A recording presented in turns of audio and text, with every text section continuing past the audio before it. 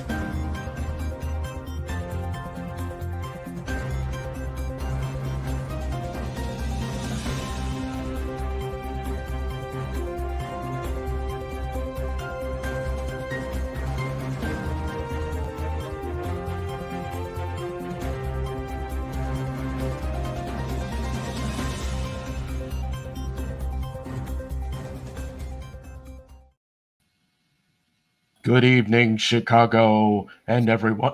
Oh, I couldn't do that voice for more than 10 seconds. That's You're trying to do Bill Curtis, weren't you? Yeah, let me try that again. Good evening, Chicago, and everyone around the world. I'm deep dish pizza enthusiast Edward Heller, and with me tonight is Captain Jerry Vasilatos. We are covering the Chicago Municipal mayoral runoff election, where the polls are closed and results are already starting to come in, Jerry. You know what, Ed? I hope Brandon Johnson wins, if for no other reason that we can rub it in constitutional conservatives' face. Yeah, but I'm not so sure. It's a razor-thin margin. I think it's a barn burner right now. I'm just going to flip over to that right now. We're going to keep checking back through the night with the precincts as they're rolling in, not just for the mayoral runoff, but also for those 14 aldermanic races as well. And so let's just check in. You can see right now it is neck and neck, literally. We got 1,054 precincts reporting out of 1,291. That's 81.64% of the precincts reporting. And Brandon Johnson is coming in with 49.72% of the vote. And Paul Vallis is just barely ahead at 50.28. And that does not include the mail-in ballots. Yep. I don't believe they've included those in the count yet. And it's also not included anything that may still be arriving in the mail. So if we get to the end of the evening and they're still really, really razor-thin close, we could be waiting until, I think they said the 18th of the month, until all the mail ballots are in so they can get a final count. So it's going to be interesting if someone doesn't leap ahead when all the votes are in tonight. I saw a prediction on Twitter that said it's going to look tonight like Vallis won until the mail-ins are all added. That could be. I'm also checking in. I'm checking WGN because they're covering things and calling stuff. So I got like the TV on the side of me. I got their stream going that we'll maybe cut over to once in a while. And of course we have riveting analysis from Streamcat Oreo as well. Yes, he's making love to the camera is what he's doing. So right hello, Oreo. Thank you for joining us this evening. And also I want to thank everyone in the live chat for joining us tonight. Let's see who's in there. I saw Uncle Warren from Extra Bulla in the live chat. We had a nice conversation with him last night on his show. Great one. On the new direction of Chicago. Yeah. As well as the election. And we talked about the election too. We talked like I was leaning toward, well, I think Brandon might squeak this one out, but it's really too close to call. Yeah, Arturo, welcome. We're glad to see you, buddy. Who else? Kathy Powers, thank you for joining us. Kathy, I got your text. Just too much running around today. I will get back to you. I'm not ignoring you. I don't know what's up with the emails, but we'll figure that out. And I know Kathy contacted me too, said that she's on board for a karaoke night, but we'll have to figure out where and when for that. So we'll definitely make that happen. Exactly when, I don't know, but I totally want to do it. Constitutional Conservative is with us tonight. Welcome, Lou. Man, it's neck and neck. You could flip a coin right now. Yep. So we'll see what happens. I mean, why is mail-in voting nonsense? Do you understand? Maybe there are disabled people, Lou, that can't get to the polls. Do you understand that maybe people are out of town? The only reason I criticize mail-in voting is because corporations and private shipping companies have been sabotaging the U.S. mail for decades, and they're just making it worse and worse. So we need to protect that. Isn't that? I believe the Postal Service is one of those things that's promised to us in the Constitution. So. Right, but that has to be privatized now by people like. It doesn't. It doesn't. No, I know it doesn't. But there are forces that want to privatize the Postal Service, like there are forces that want to privatize Chicago. Art mentions how many text messages did everyone get today asking you to vote for Paul Vallis. I got an equal amount from both camps, actually, Art. And I asked my polling place workers when I went in. I always wait till like an hour before the polls close. That's how I like doing it. And because I want to also gauge like what was the turnout like. And they said the turnout was like minimal. I said, were there any crowds? And they said no. So, actually, let's flip over to a thing, because I do have information about the turnout, at least through 5 p.m. today. Jake Sheridan, who I believe works for the Tribune, the Tribune, he was tweeting, trying to keep track of the voter turnout, today versus the primaries. And so he says at 5 p.m., he says, votes back above 20,000 per hour after the storm. We had some rain here today. We had some thunderstorms. And 192,500 ED votes. I don't know what that ED means, other than my name. It says it was 190,000 in February. So that's education. Roughly, no, that wouldn't. Electronic device. Maybe they're talking about tablet voting versus paper ballots. That might be what they mean. It's my guess. It says young voters still making up a bigger slice of the electorate, 35.2% under 45 now on the left versus 30.7 back in February. So we did get a little more turnout of the people under 45. But if I'm just going to click on the bigger graphs here, you can see the 18 to 24 still didn't really show up. I mean, there's not a little more, but not much. All the boomers, 65 to 74. But if I'm just going to flip back, a lot of Gen Xers too, from 55 to 64. Yeah. Now, like they said, the 25 to 34 range. More people showed up there. This was February. Let's look at 35, 44. Those people showed up too. So that's a mixed bag in that age range as to who you think they probably voted for. So again, it's going to be a barn burner. It's I shouldn't say barn burner, because Great Chicago Fire. Yeah, you don't want to manifest the spirit of Peg Leg. No, that guy will show up. He'll mess up the entire broadcast. Yes, I want to address something in the chat. Constitutional Conservative says it takes too long to get final results and too much opportunity for fraud. What are you worried about the opportunity for fraud when it's two Democrats running? Unless you actually think that one of those candidates is a Republican. Now, his concern about fraud is, it has to do with chain of custody, I think, because it has to. It's like normally you'd be able to trust a government of a member of the United States Postal Service to be, a legal transporter of your ballot, but not now. But just because they're just not reliable, because the system has been sabotaged. But I think he's more concerned because secretly he acknowledges that this is a race between a Democrat and a Republican, and Republicans always cry that the Democrats rigged the results because Paul Vallas is really a Republican. I know that they'd like to do these duopoly games where it's red versus blue, and even in the super blue city of Chicago, where new machine, old machine politics are very heavy in elections here. Even the Democrats are Republicans, or Republicans are Democrats, and it's irritating from a person who's basically given up on the national politics. Like Kathy's comment. Kathy. Testosterone brains can't wait. They want immediate results. Are you talking about someone with the initial CC, Kathy?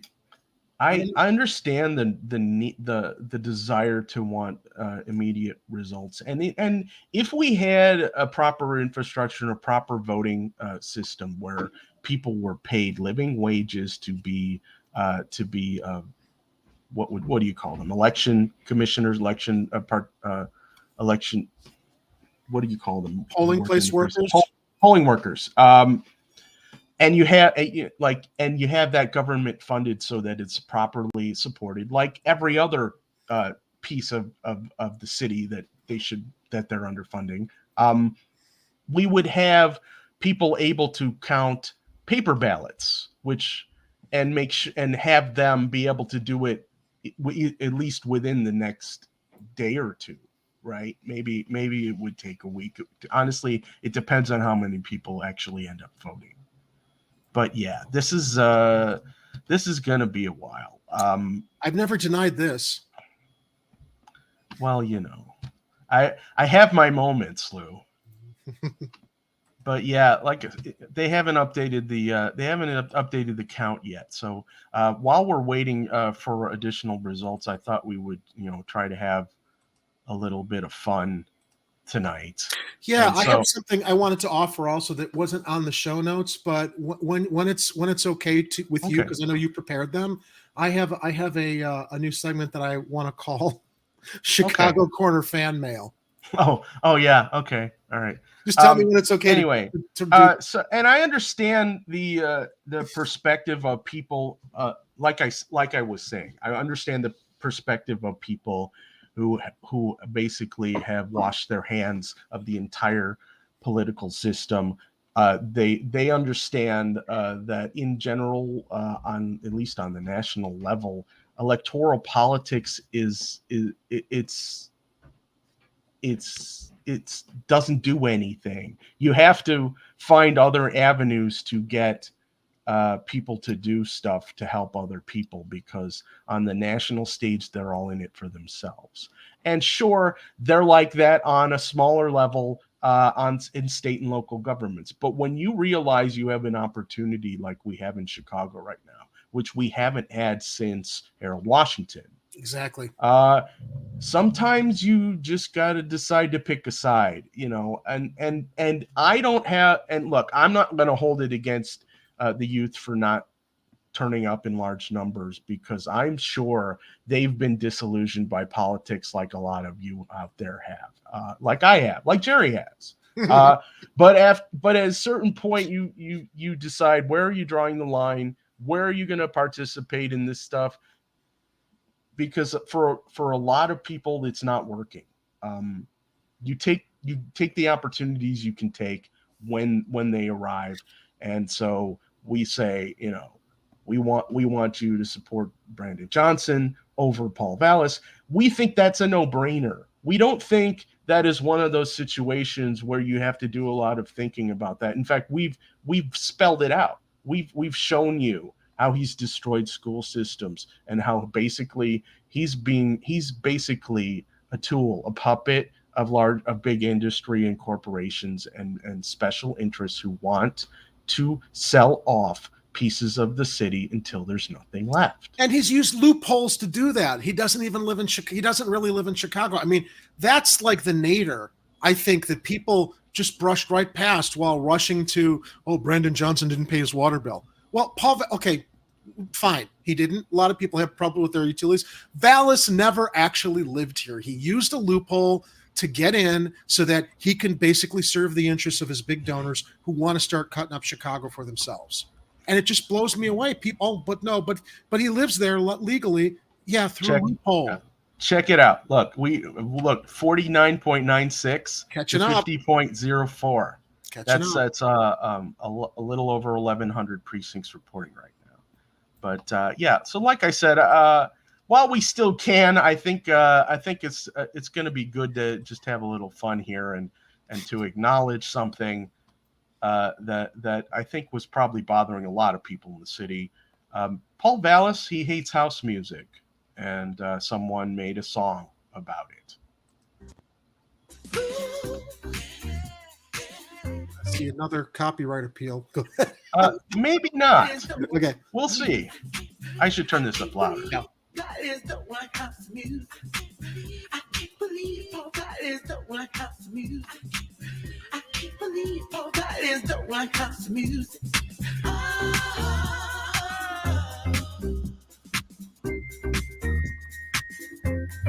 He don't like. I can't believe it. I can't believe it. I think we may be spotting Carlos Ramirez Rosa dancing in this video. I think that was him. Let me see if I can back up. Yeah, that's him right here. So the lyrics were, "I can't believe Paul Vallis doesn't like house music." I'm surprised Jamal Green didn't have him do a rap video with him as he had done for his own campaign. I'm surprised that didn't get pulled out of the hat at the last minute. Yeah, I know people have been posting all kinds of memes about Mr. Green. Yeah, that's another segment. I didn't put them in the show notes because I was like, maybe if there's time or if we feel like it, we could probably pull some of those. Oh no, there's going to be time after this, Ed. After some of them were super mean. You know how people on the internet can be, but some of them are just kind of funny. They're very funny, especially if you know the references of Chicago movies. That's right. It's pretty great. So. I've got it queued up. I can't believe that is the White House music. I can't believe he don't like the sound of it. I can't believe he can't feel it in his bones.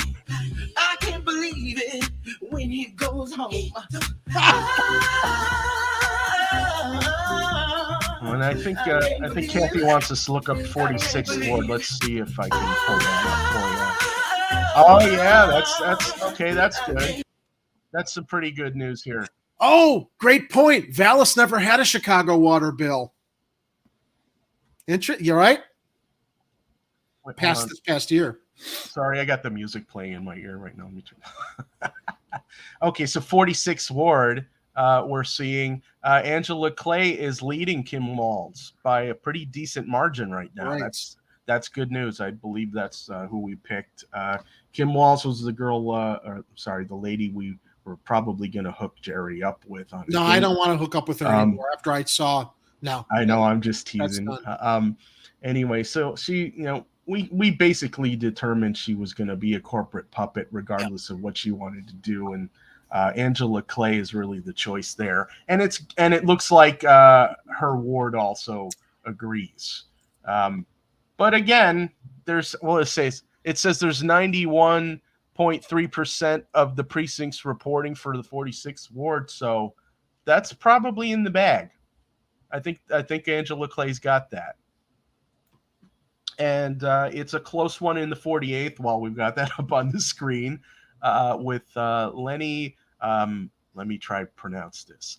Mana Hoppenworth. I think I got that right. Or is it Manea? When it's two A's like that, is it like Manea Hoppenworth? I don't know. Somebody knows. If you're in the 48th Ward in the live chat, let us know. Yeah, so Lenny is she's got 50.22%, and Joe Dunn has got 49.78. So that's still kind of close to call.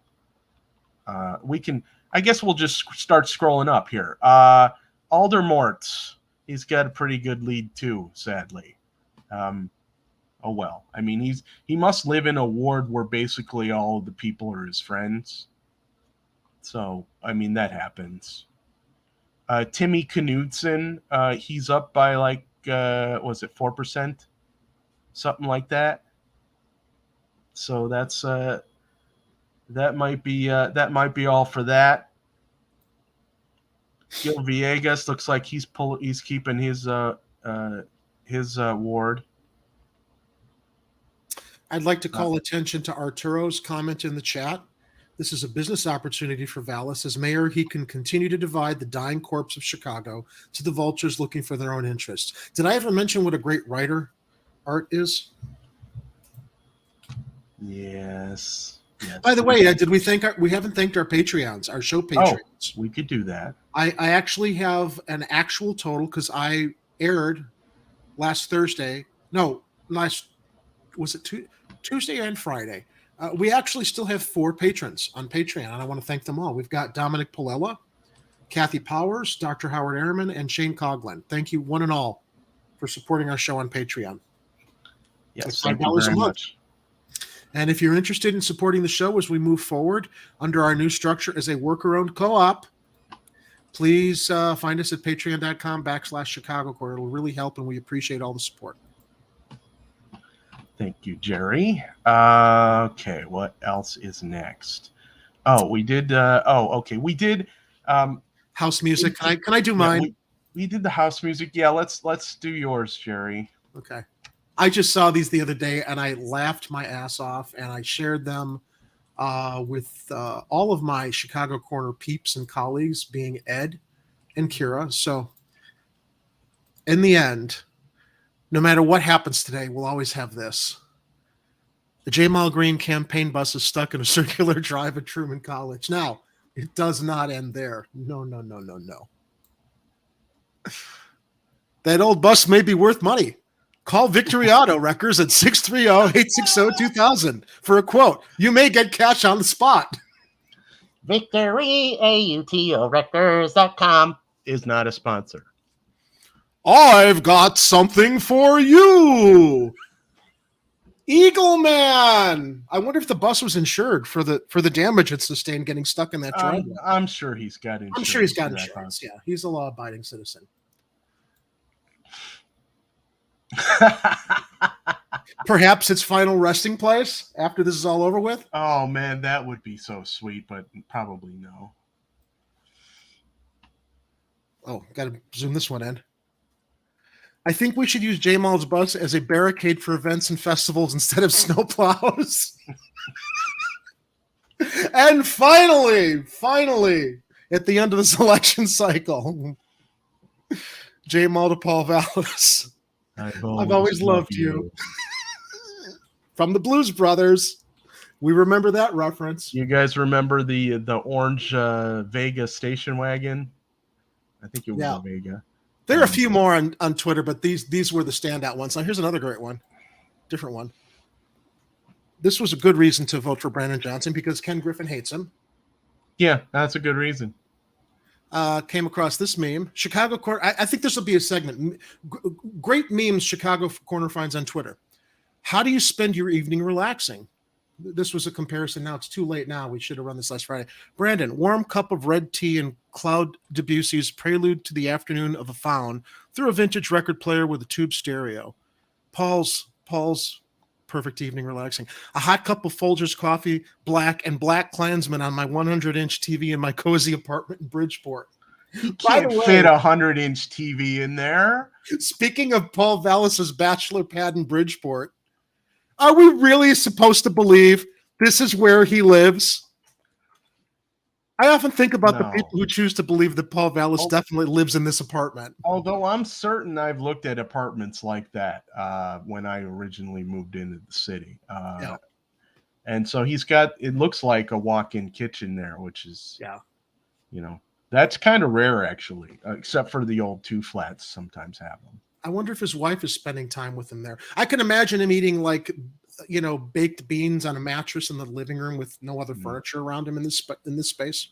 Now, as previously, not that there's anything wrong with baked beans. No, there's not. I mean, that's what bachelors will normally eat in their apartments. Now, another aforementioned segment that I'd like to present that maybe will be ongoing depending on the quality of Chicago Corner fan mail we get. This was posted the other day. I came across it and I just want to share it with our audience because you know what? I loved it. I love seeing this kind of stuff. All right. Jerry spelled incorrectly. This was in response to last Friday's broadcast. You're a racist and a self-hating as fuck. And there's blacks that will disagree with your stances, but given how racist you came off for 3 hours, you'll brush them off ironically as Uncle Tom's. How do you know what it's like to be black? You sound like a clown with white savior complex. Teachers' unions are corrupt and ironically don't let a crisis go to waste. You both think you see outside this two-party system, but here you are voting for another Obama Democrat. Debate a black conservative like Sowell. I have no idea who Sowell is. If you think you understand urban cities and its socioeconomic issues so much. Also, you don't said we understand them. I mean, we give our perspective from what we have. We often recognize our privilege and that we don't know everything, which is why we always ask for people to come on. And also, we very often are self-deprecating because we know we don't know everything. Also, this is what made me first think it was my cousin Lou, because we were referencing that we needed to deprogram him Clockwork Orange style. Oh, you think Lou no, it's is not. trolling It was. I don't think it's. Lou's not trolling us here. Also, you don't tie people to a chair and force them to watch your virtue signaling podcast. That's authoritarian as fuck, which is what the left has become. Pussy, you guys excuse crime because black people take advantage of the crisis by looting and stealing stores on purpose. Let me finish. Who's excusing crime? Hold on. Hey, let them loot your homes, Jerry, spelling incorrect. You complain about how government runs and who owns them, yet you want it to still service you in the city? That's called an abusive relationship. Unless you're a communist yourself, the moderate liberal civic leaders warned about, I think that's an incorrect spelling, Clown City because of pussies like you. Give it a year and you'll complain about Johnson. You have a poor sense of judgment. Now, that was from YouTube viewer MK1017, who has a YouTube channel with no videos, no identification. So I responded back to him in kind. Make sure to like and subscribe. Yeah, congratulations on your newfound celebrity. Yeah, thanks for watching. And I posted his fan mail on our Twitter page. So MK1017, maybe it was Jamal. No, I don't think Jamal Green. Do you think Jamal Green hate watches us since I've acknowledged how wrong I was about his campaign? I don't care. I really don't. That guy's 15 minutes were up so long ago. It was just, but people won't let it go on the internet. And so the memes are funny. We're sharing them for you, for your entertainment. We probably won't be talking about him ever again. Why do you insist on that?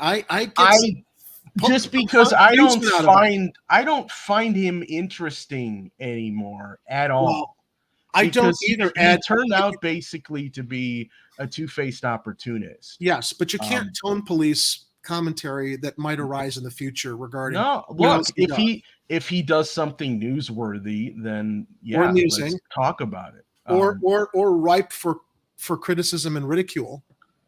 Yeah, look, dude, if you're gonna open up a youth center and actually have it happen, fine. Yeah, we'll talk about it. Do it. If you find a way to ban the boot, good luck with that. From the outside, I don't know. Check out. You sent it to Lou. Yeah, at 3 a.m. when I found it. Yeah, he's Jerry needs to change the name of his production company from Night Star to Night Owl. Yeah, right. Yeah, this is extra Bullis says, if it was Jamal, he probably would have known how to spell Jerry. Well, maybe not. Maybe not. I don't think. I don't assume that everyone has good spelling and grammar, or would even give me the respect of knowing how to spell my name if they hated me now.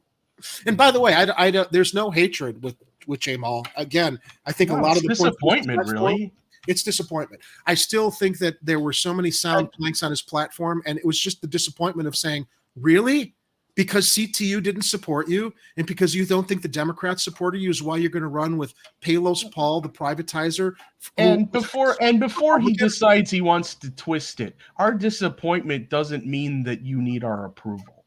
We're Right. just saying we expected better because of what you promised and what you said you were going to do. Yeah. That's it. And it has nothing to do with race either. So enough with the North Side liberals Policy. supporting Brandon Johnson, who've never walked on the South Side. I've actually personally, I've spent a lot of time on the South Side working. I work on the South Side. Yeah, I don't take offense okay. to that, because it's like when people throw that out as a criticism, it's like if you're broad stroking everybody who lives on the North Side as never having set foot in the South Side or worked there or spent a substantial amount of time there, then I think that, racism goes both two ways. We did a live stream on the South Side, didn't we? Yes, we did. We live streamed we live streamed the mayoral forum. The forum. We also live streamed J Mall's mayoral campaign announcement. We did that. We had technical issues, but we did live stream. We were there in support. So anyway. Yeah. Anyway, let's check back into the results here. Let's see if we get some. Oh, hey, look at that. What'd you know? What do you know? Oh, is somebody creeping up the numbers? Look at this. Whoa. Look who's in the lead now. Whoa. Whoa. Brandon with 50.11% with 88. Yes! 88.46% of the precincts reporting Brandon Johnson with a little over 50%. Paul Vallis with a little under 50%. It's going to be a long night, Jerry. Who said it was going to be a nail biter, Ed? Not us. No, yes, us. Yes, us. Of course it was us. I'm being. All right. I guess we could look at some. Let's look at the alderman races. There's only 14. We can roll through this pretty quickly. Okay. So yeah. Fourth ward. Lamont Robinson looks like Lamont has beaten Prentice Butler very handily with over 66% of the vote. Okay. Fifth ward. Desmond Yancey is leading with almost 52% over Martina Hone. I believe Desmond was our choice there. Okay, sixth ward. You should also share with our viewers too. It kind of came a little late, but we did post it on Twitter. Your guy.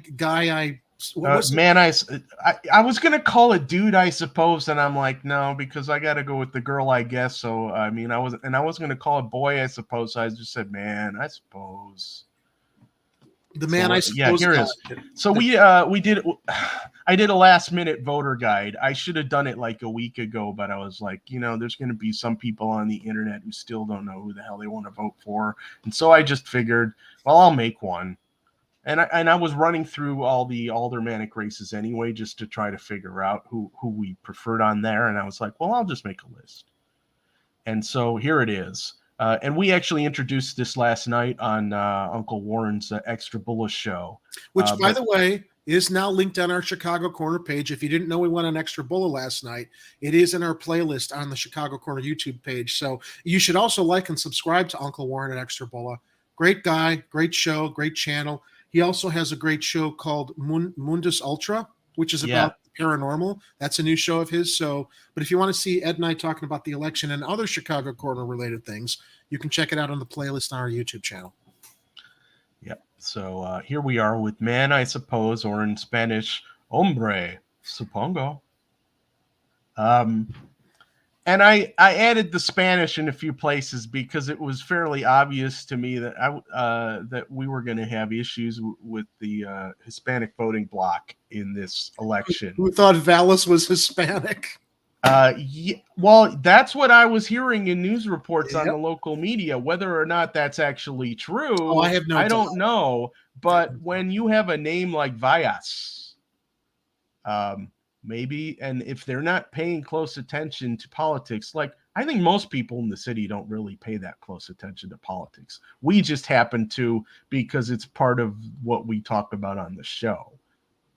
But I understand. It's like you're working a regular job. Maybe you're working two jobs.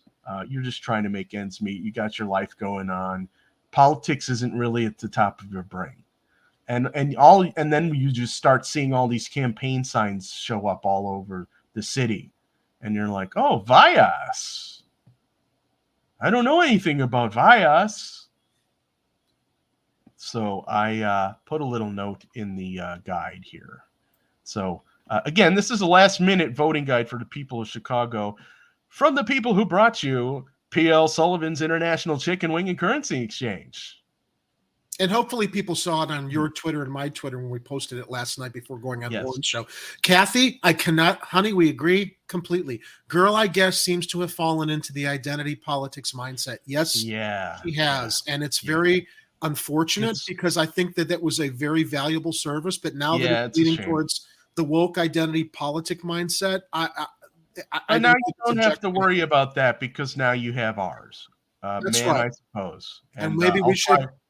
I'll try to do this again at the next election cycle, so we have this for you as well, because I think this is even though it's pretty brief and concise, I think that's what a lot of people are looking for at this point. It's just I was like, okay, Mayor, I said, for crying out loud, don't you know Palos Paul will sell off the rest of the city if elected?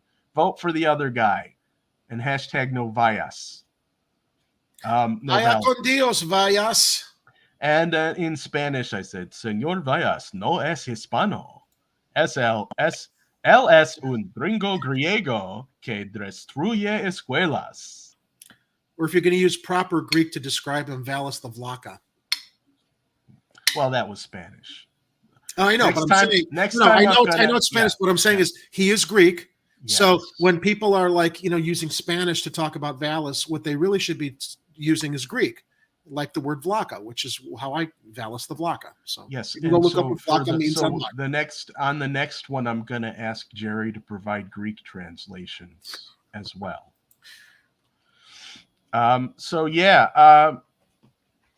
So below that, then I went down with the aldermanic runoffs, and I highlighted in purple the ones that I thought were decent choices.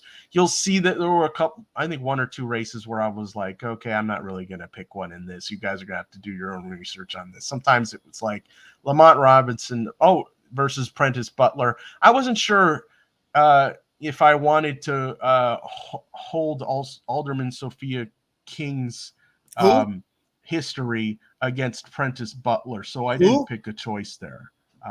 Who? Yeah, he's some person who ran for mayor in the primary. Yeah. So again, Night Owl Productions, a subsidiary of Night Star Productions. Yes. So yeah, Desmond Yancey. We just saw that Desmond came out ahead. Let's go back and check. Mayoral up to alley updates. Let's check the results here. We had in 6th Ward, we got William Hall in the lead there. That looks like that's pretty much done on 70% reporting. 10th Ward, we got Peter Chico with a really good lead.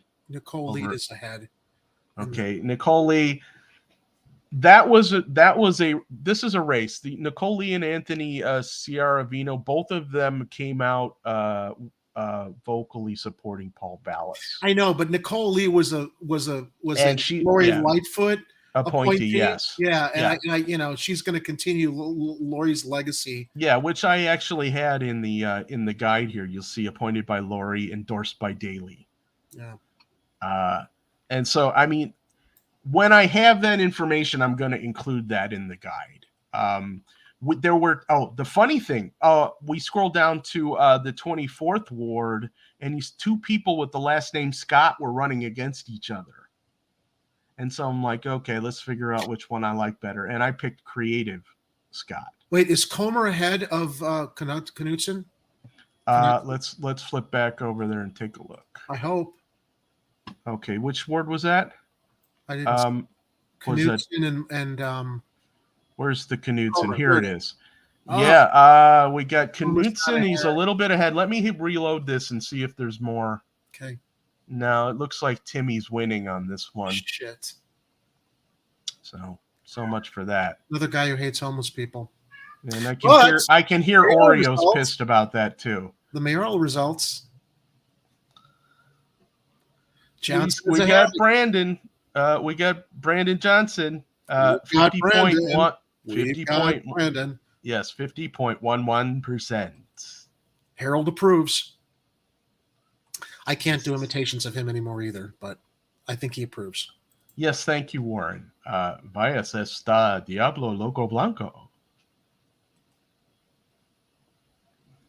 Where were we? Oh, I think we were looking at results. Let me read because we get results here. We get results. Chicago Corner. Outcomes are things that we can provide. True, Art. Local news coverage of the election must be having a ball knowing they're seeing a tight race for the city. Are there any local channels we can kind of tap into to see the freak show over there? I could flip over to WGN if you want. At some point. I don't want to interrupt what you're doing here, but they're in a commercial right now though. Okay. So yeah, but I'll flip back over there when they have something worth talking about. But I mean, we can pretty much handle 14 aldermanic races, right? Yeah. It's just, I mean, it was hard. It was a lot harder when it was 50 aldermanic races, right? So here we are. We had Chico in the lead in the 10th. Nicole Lee pretty much has it locked up in the 11th.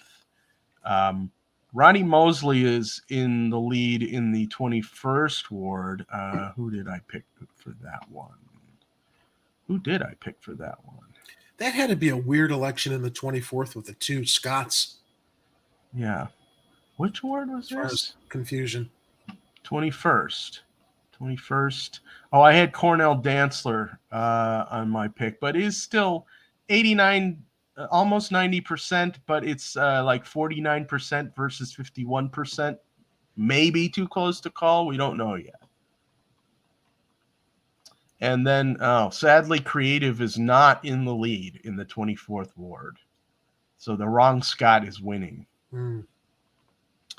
And 29th ward, we've got CB Johnson ahead of Chris Talafiero. I think Talafiero was the incumbent in this one.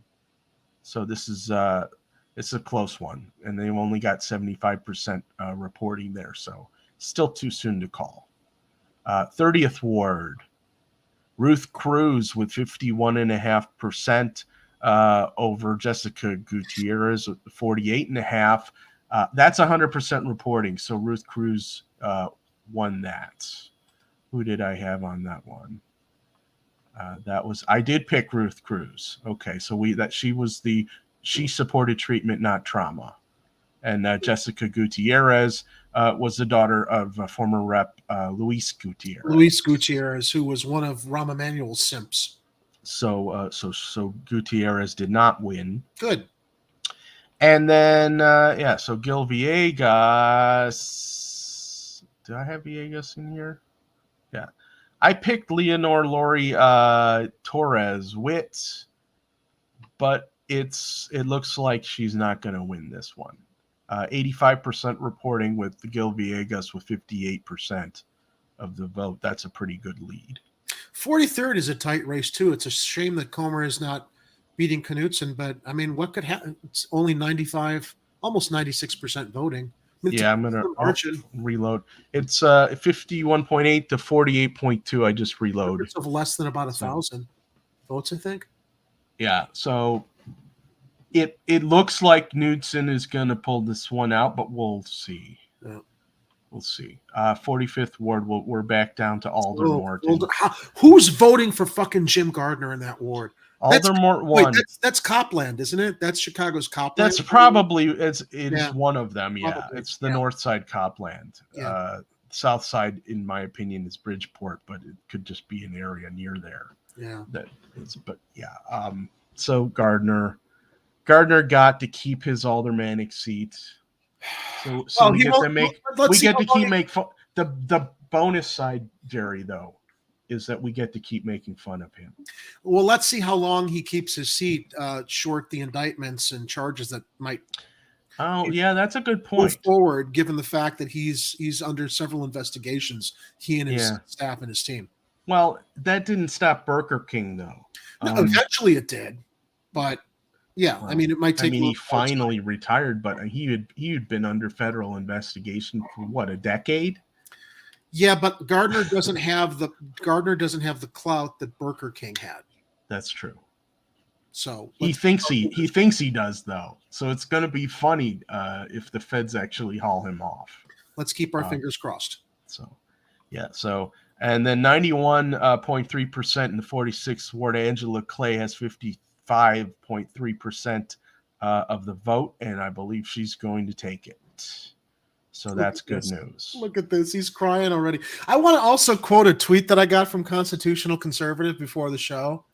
Can you go long on your podcast so you can cry when the results show that Vallis won? Who's crying now, Constitutional Conservative? Lou, if you want to come on to the show and shed some tears, I mean, that's fine.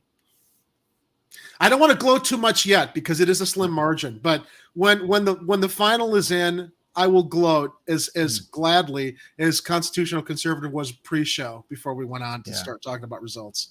And I'm sure that Lou is really glad that we didn't actually do a pizza bet. Although when I do have my pizza night, you're still invited, man. I want everybody to come. If I could make enough pizza for all of you, I would do it.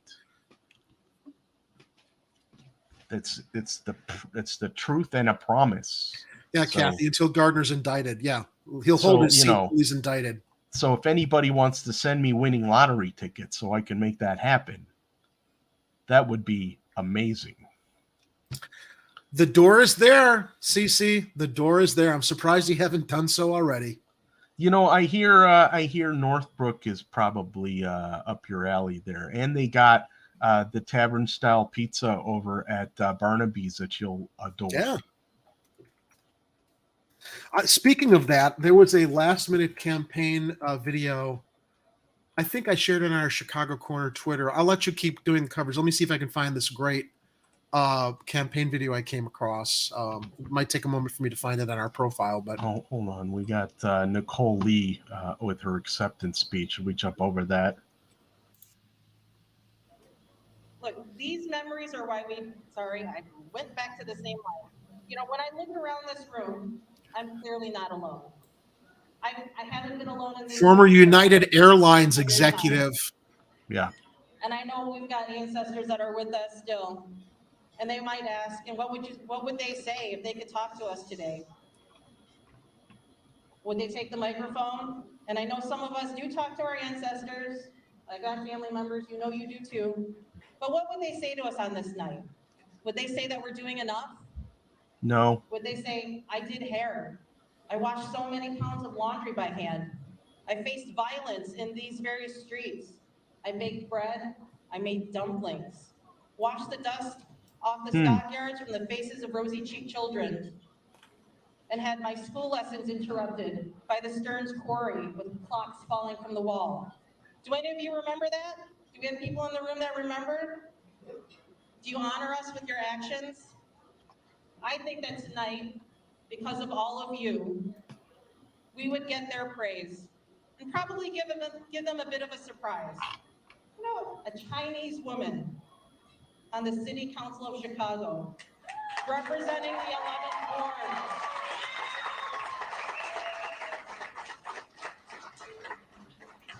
All right, Nicole Lee was appointed to the job, now speaking there as if she has won with 62% of the vote to her challengers, 38%. That's with most of the precincts now reporting in. All right, so I'm just going to mute that.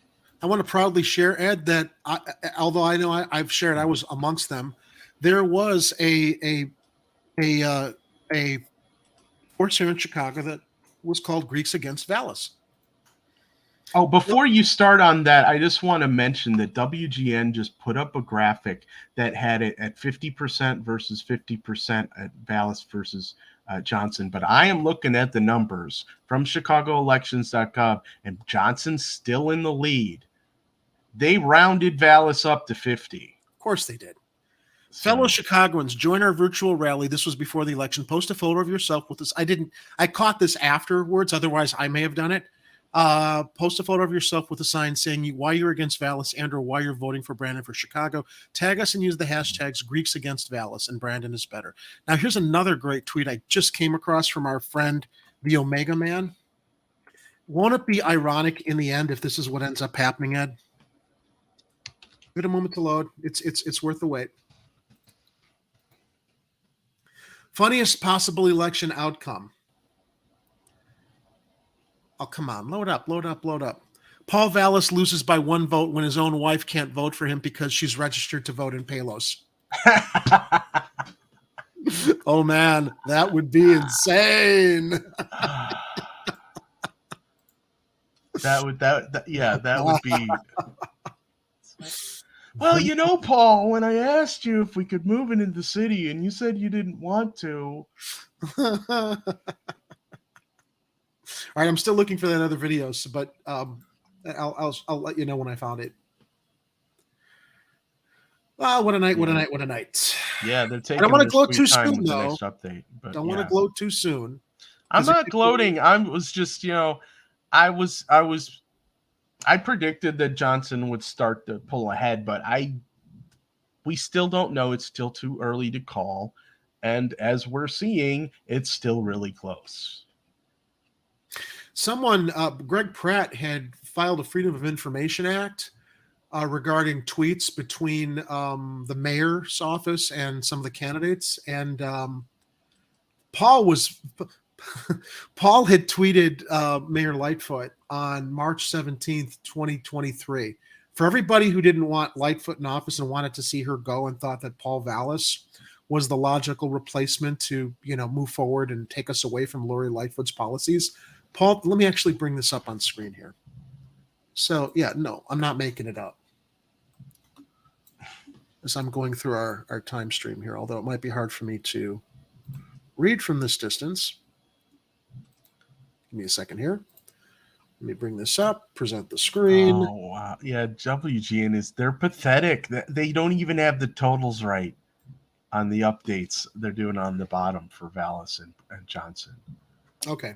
It's like they're trying to hold back the tears of all the Vallis supporters watching their channel right now. Mayor Lightfoot texts with Paul Vallis from election night during the runoff, during the primary, when she was trying to concede and when he reached out in March. Topic: Mayor Lightfoot, I'd love to talk or meet at your earliest convenience. Please call or text me at any time. I will try to reach out to you again today. Thank you.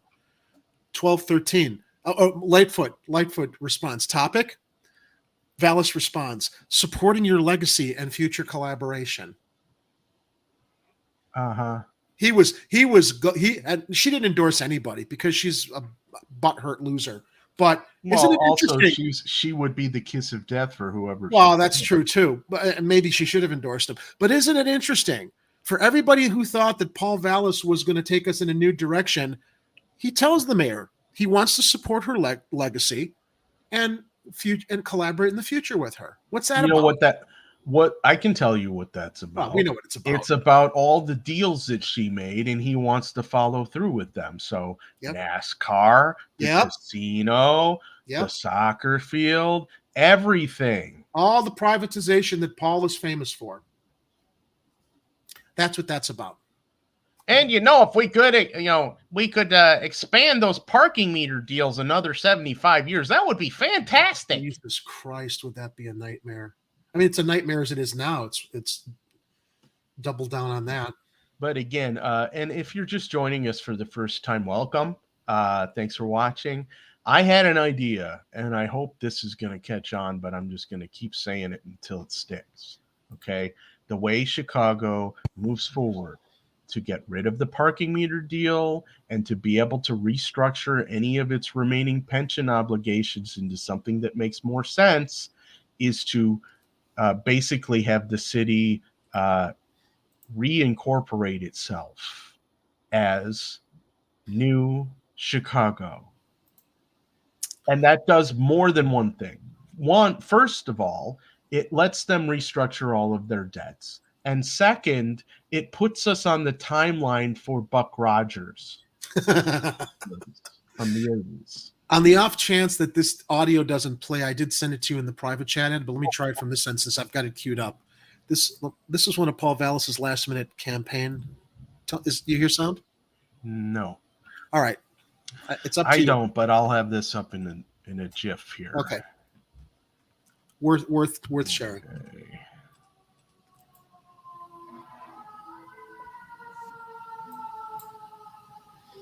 I'm not hearing any sound either. With Paul Vallis around, the budget for the Chicago Police Department will go from $2 billion to probably more than $2 billion. And then we can finally put all of those dirty, stinky, and stupid poor people in jail where they belong. Oh, God. Far away from me and all of my beautiful white friends. Oh, We're voting God. for Paul Vallis. And if he doesn't win, we'll just leave. Paid for by Paul Vallis and multiple GOP donors that hate dirty, stinky poor people in the public schools that they came from. That was for you, constitutional conservative. I know it's The show just writes generalization, but itself. It's definitely a generalization, but this parody has some little shreds of truth in it. You A know? lot of shreds of truth. Yeah, thank you, And Kathy. for people to Voted for you. deny that actually is happening, is come on. Yeah, we You want. know. This is You what know we it want. is. This is what we want. Complete and total criminality and anarchy. That's what we want. That's what we voted for. Yeah, that's not what that does. Okay, first of all, he's under the delusion that there's going to be no police after Brandon Johnson gets into office. The only way I see that happening is if they personally do a mass exodus out to the suburbs, which they're probably going to take their hurt asses out there anyway, because at some point they're going to have to deal with accountability, and they don't want that.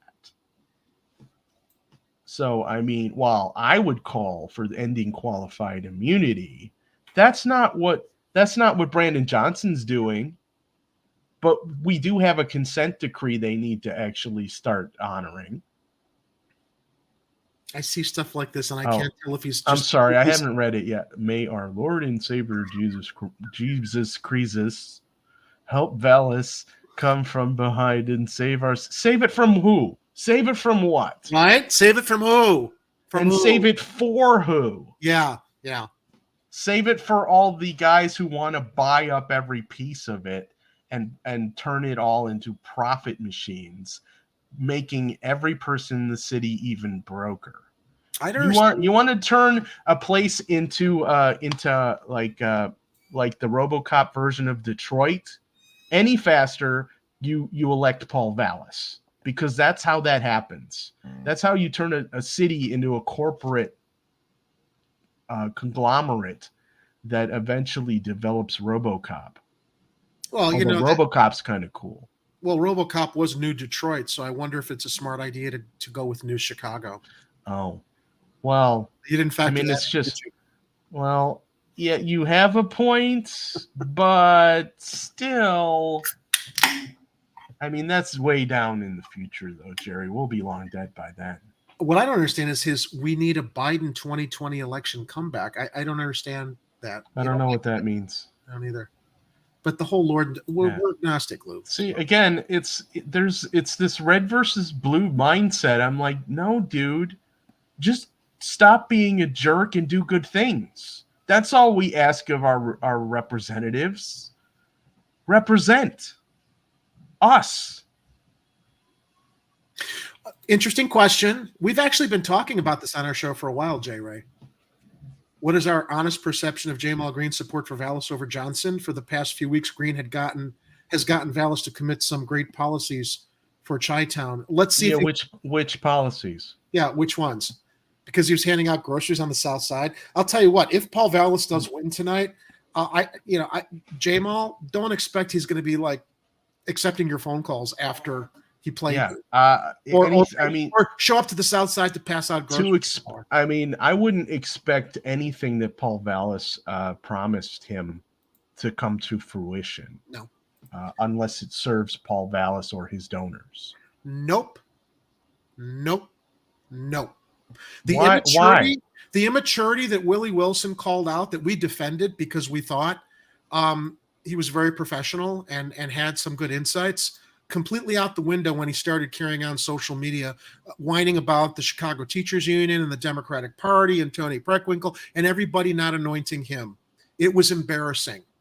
Unfortunately, it was very embarrassing. He's a smart young man, has a lot of great policies that we agreed with, but to the point where he thinks Paul Vallis is going to serve here I am, I guess, here's where I'm as self-hating as fuck, being a racist, thinking that I know what happens in Southside neighborhoods. But I'm going to tell you, no, I don't think that when I saw him support Paul Vallis, who I don't think is going to do anything for the neighborhoods that Jamal thinks he's going to do things for, I think that it's become a very, very bitter, narcissistic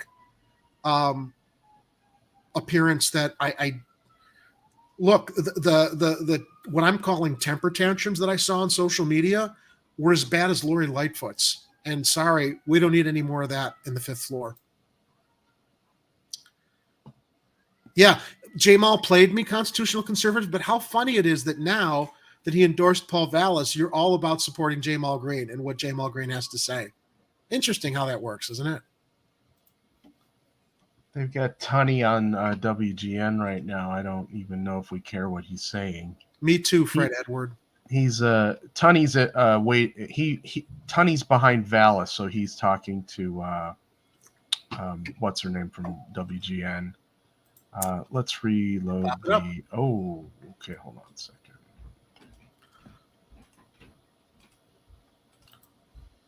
Listen to the polls, because the poll is today.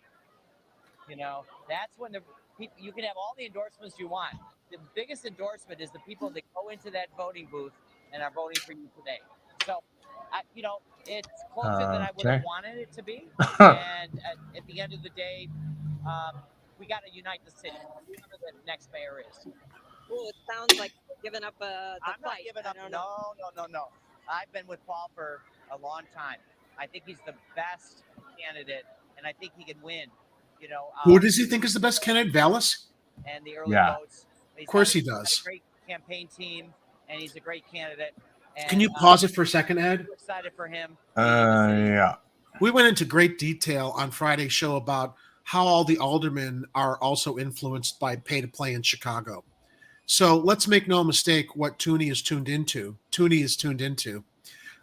in regards to wanting Palos Paul, the privatizer, to win.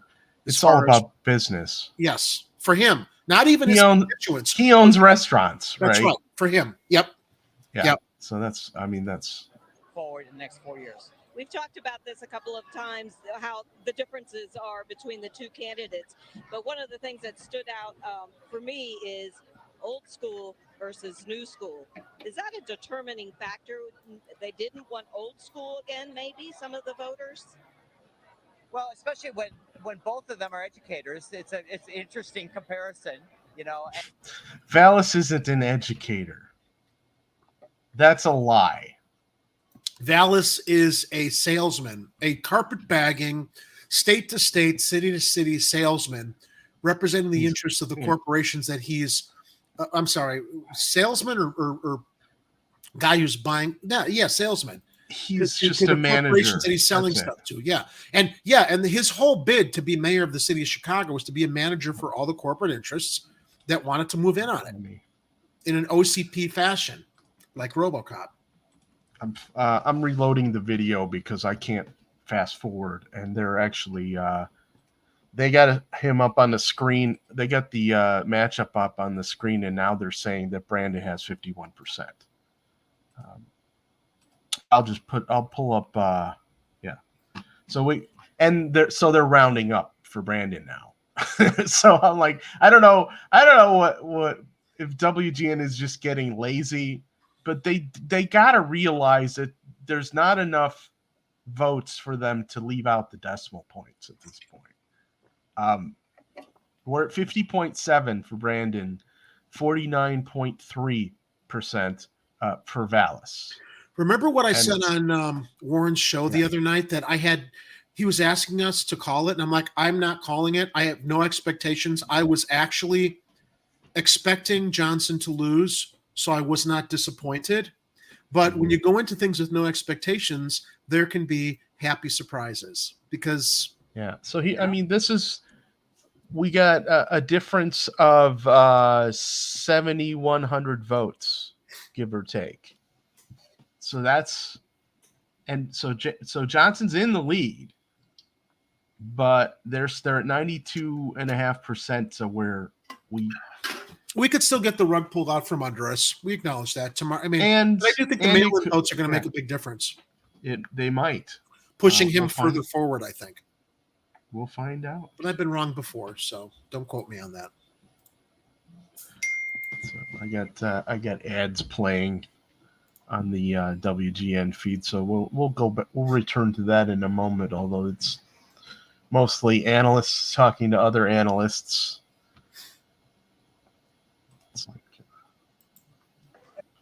This is a great city. That's what we believe in this country.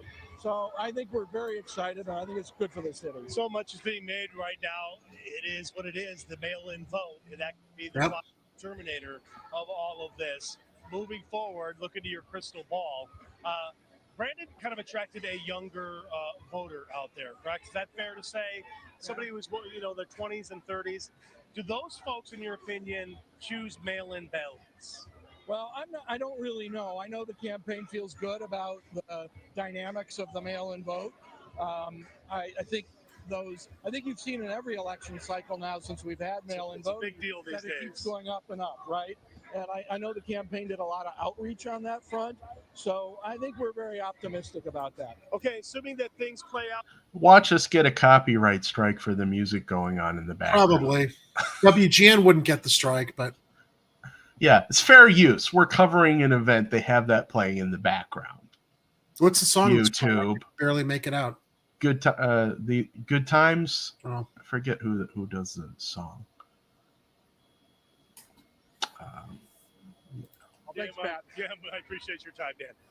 So you kind of get a feel for the what's happening here, obviously, at the Johnson campaign. I would throw out cautiously optimistic. I would say that they're feeling very confident at this juncture.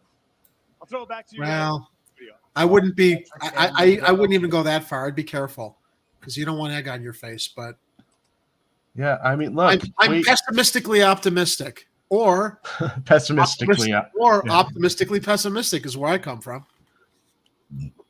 We's nervous. So it's still too close. Too close. I want my votes. I need some tippy for my bunghole.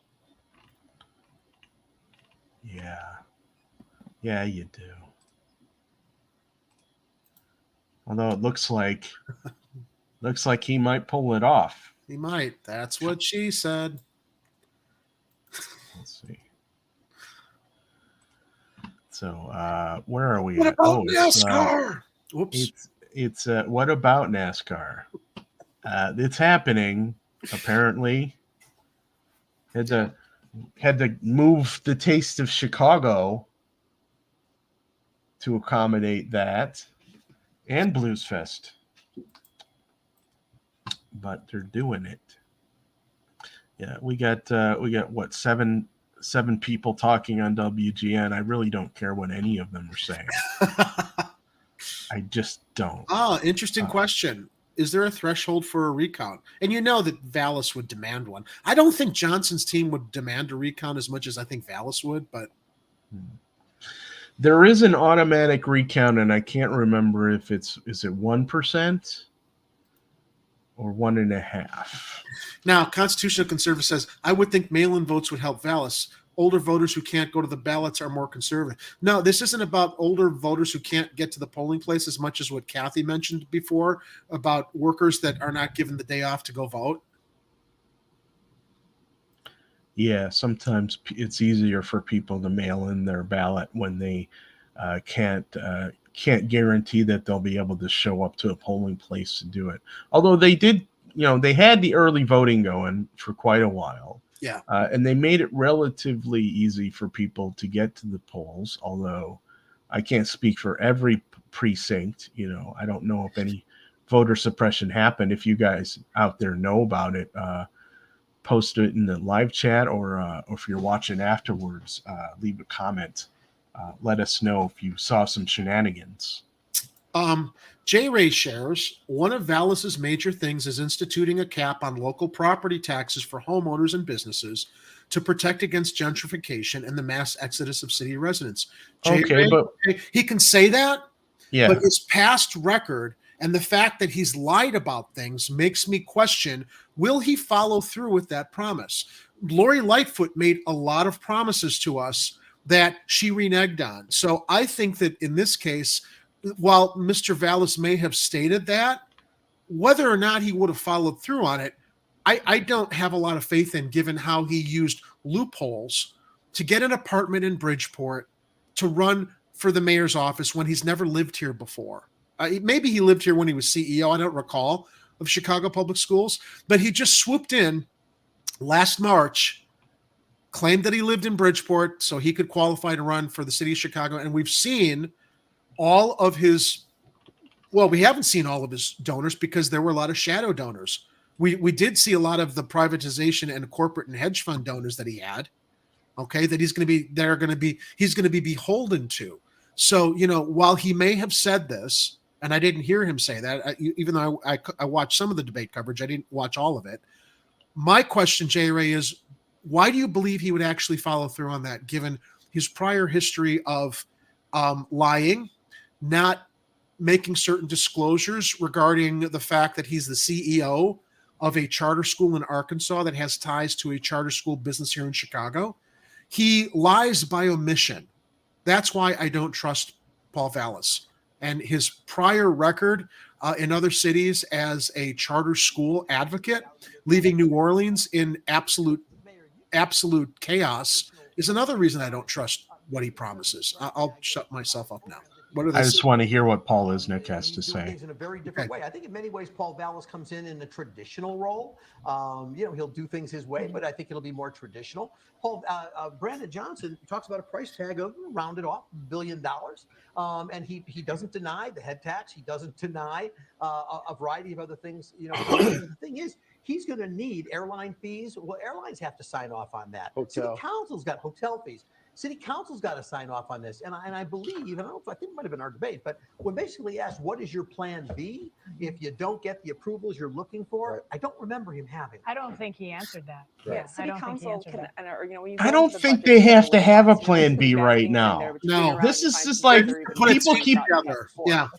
Here's what's annoying is that they're constantly asking them during their campaigns, what are your plans? What are your platforms? What's your budget? Blah, blah, blah. So he put one out there. And then they decided they were going to pick it apart. And I'm like, people are going to talk to him and say, okay, this is what's possible. These are the things we can do. This is what we probably can do.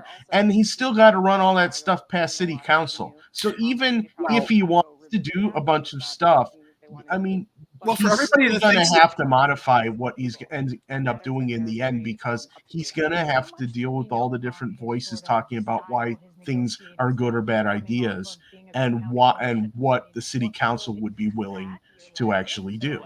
And for everybody that thinks that Vallis is going to swoop in and flip a switch and we're suddenly going to have more cops on the streets, how long does it take to hire and train all those new cops? Yeah. Virend makes a great point. Says, I find it hilarious how scared all these reporters seem. You know why? Because they're in that tax bracket that Brandon is probably going to be hitting harder than everyone else. By the way, all of these broadcasters are also represented by SAG-AFTRA, which is a union. For as anti-union as all these broadcasters are about the Chicago Teachers Union, their bread is buttered as far as good health care. Yeah. They got theirs. Protection. They got theirs. Fuck everybody else. And they got more than everybody else. So, yeah, that's exactly to Virund. Yeah, it is funny how scared they all are because they're in that tax bracket. While they would deny others the same kind of benefits or protections. Yeah, thanks for pointing that out, by the way. That's so true. Yep. All of our, I mean, not just the local news reporter, the national ones, they're all, I mean, if they're not making six figures on the national level, they're making they're millionaires basically. Yeah. And they don't want their taxes going higher because then it would benefit all the dirty poor people across the city who are living under bridges and in tents. whose a single residency occupancy or affordable housing has been taken away from them in favor of gentrification. I wish I had a rewind button because I really wanted to hear what the person from the tribe just said, but sorry. Maybe she'll. Powerful right now, and their interest may not be the interest of the rest of the city. That's what a lot of people are worried about. What interests would those be? Well, I think the taxation interest, the holding the kids out of school, the way the CTU has operated in the last couple of years, those aren't good for. It's great for the CTU, yes, and CTU it's great for SEIU. Advocates for mental health and wraparound services for our kids, especially Black and brown youth who need much more than a high quality education, which every kid should have. But right? Kids No, are not. I want the choice to get in a better school because your kids don't deserve that. Because of historic divestment in Black and brown communities. So that's what they're advocating for healthcare for all, for housing, for things like that. But everything, and listen, I agree with you, but everything comes with a price tag. And so let's tax your white old ass. Let's tax you, Whitey. It just doesn't work. So there's got to be a middle ground. Oh, it just doesn't work. He just doesn't want it coming out of his taxes. Yeah, but all of a sudden they got money for a casino. Yeah, right? yeah, and NASCAR. Walls, and she is addressing her supporters. Fucking. She has just actually finished her remarks there, so we want to transition to the 45th All ward. right, as we look at Good some for of Clay. these aldermanic races, there's a 45th ward right now. That race also being called for James Gardner against Megan Mathias. She gets 55% of the vote. So that's a look at some of the totals that we've been seeing tonight. I know, go to we're Julian so Cruz, who's at the juvenile, right? Gardner campaign tonight. Julian, how's it looking there? Well, hey guys, jubilation here on the northwest side. Yeah, no. Yeah, that doesn't sound like jubilation. Thrilled to see Jim Gardner pull out a victory. The incumbent alderman, first-term alderman, now getting a second opportunity to go to City Hall, capturing 55% of the vote in this runoff. Megan Mathias, as you heard Lourdes say, at 45%. Gardner, a Chicago firefighter, earning his second term. Chicago menace. He made a huge sacrifice because Jim could have went back to the fire department, been a lieutenant with the fire department, working He should have. 6 days a year, making more money than he would as an alderman, but yet he decided to sacrifice and stay as an alderman. Oh, what a sacrifice. Terrorizing the residents of his ward who dare criticize him on social media. Vasilatos, also a former Chicago firefighter, here at Vaughn's Pub on the northwest side. Can you pause it for a second, Ed? Comrade, fellow Alderman Jim Gardner winning a second I'll term. mute it. I just want to address this. Look, J. Ray, thank you. And I completely understand and respect your points also. Okay. That you think Vallis just seems currently like a better choice than Johnson. I go on his record and the fact that I think he's a deceitful candidate. So while I can respect that you might believe him or have placed stock and faith in what he promised, so did a lot of us with Lori Lightfoot. And unfortunately, I look at a person's past record as I did with Jamal Green. I looked at his past record and I was very impressed with it. I was impressed with his activities as an activist, as someone who seemed to be standing up for the rights of the downtrodden and those that are looked past. But given the fact that Paul Vallis has a history of privatization, especially with his advocacy for charter schools, no matter what he promises, the fact that he omits certain things in his campaign disclosures and ducks around things and still acts like he's a Democrat, he's not. He's not. He's running as a Democrat because he knows he couldn't run as a Republican because this is primarily a Democratic town. But I will also say, we've said this many times in the past, Democrats now are Republican light. And it's like, how much to the left are you as a Democrat to actually serve the needs of the average Chicagoan? And I think that's who Brandon Johnson is. I think he leans a little bit more to the left to represent workers and the average Chicagoan than Paul Vallis, who is more right of center, despite the fact he claims he's a Democrat. His corporate ties, his privatization ties, his charter school ties, to me, indicate that he's very disingenuous about the promises that he makes. So I hope I didn't track record. Yeah, You know? I hope I don't come across as disrespectful to you, but that's why I feel, and I don't think I have, but I do respect that. If you believe in him, that's fine. But to me, past is prologue, as far as I'm concerned. people request those ballots, but leave them under the stack of mail and don't ever vote. So we don't really know how many votes are out there that won't get counted tonight and whether it'll be enough to turn the election. Now, it's further evidence that voting, it's never been easier, right? All the ways you can cast a ballot these days. But when races get this tight, we can't call them in the time frame that you might be used to, because counting all those different votes in the ways that they come in can get a bit complicated. So right now, 92% of precincts reporting. You've got about 7,000 votes separating these two candidates. The other question we keep I don't know where they got those numbers from. Is there a ward out there, like a Vallis stronghold, that hasn't reported? Kind of like we do when we're watching the presidential election results. We're waiting for a state that's going to lean one way or another to come in. We just don't have that data on a granular basis. It doesn't get reported to us that way from the Chicago Board of Elections. So there's no way to say that, oh, this Valid stronghold hasn't reported yet, and that could be enough to take him over the top, or vice versa. We ask for those numbers. We don't always get them. I can tell you from the wards that are reporting up now, we don't see a lot of lag. So that's how this is going to play out. And that is why in a race where you have 7,000 votes separating the two candidates, the big question is how many people waited until today to drop off those early votes. Back. Yeah, that's true. Jerry took a break. I am going to flip back to the actual current results, because we actually have more current results than what WGN just showed us. We have 95.35% of precincts reporting, and Brandon Johnson has 51.18% of the vote with 274,517 votes for Brandon, 261,845 for Paul Vallis at 48.82%. So the percentage difference is about the same as what WGN reported. We just got more results in. Brandon's still in the lead. I want to say to J-Ray one final thing. If Brandon Johnson ends up disappointing us, trust me, we will be as vocal about that here on this show, I think, as we were of Lori Lightfoot, who we both voted. You voted for Lightfoot, didn't you? I did. Okay. We didn't have we were kind of between two situations here. And at the time, Preckwinkle had recently given us a Cook County soda tax, which I was really pissed about. Yeah. So that was really the only reason I went for Lightfoot, because she hadn't done that. It was a regressive tax, and Preckwinkle was totally out of touch with the fact of how regressive and how punitive that tax was. So J-Ray, trust me, keep watching the show, because I'm hoping Brandon Johnson follows through and doesn't disappoint us like Lightfoot, or as I feel Mr. Green has. We got Angela Clay right now. I think we ought to listen to her, Jerry. I brought the popcorn for the rest of the evening. We should have popped some. When you got up on that stage tonight, one of the first words you said to this crowd was, "This is epic." It is. Tell me about the race 4 years ago. I know Kathy's happy.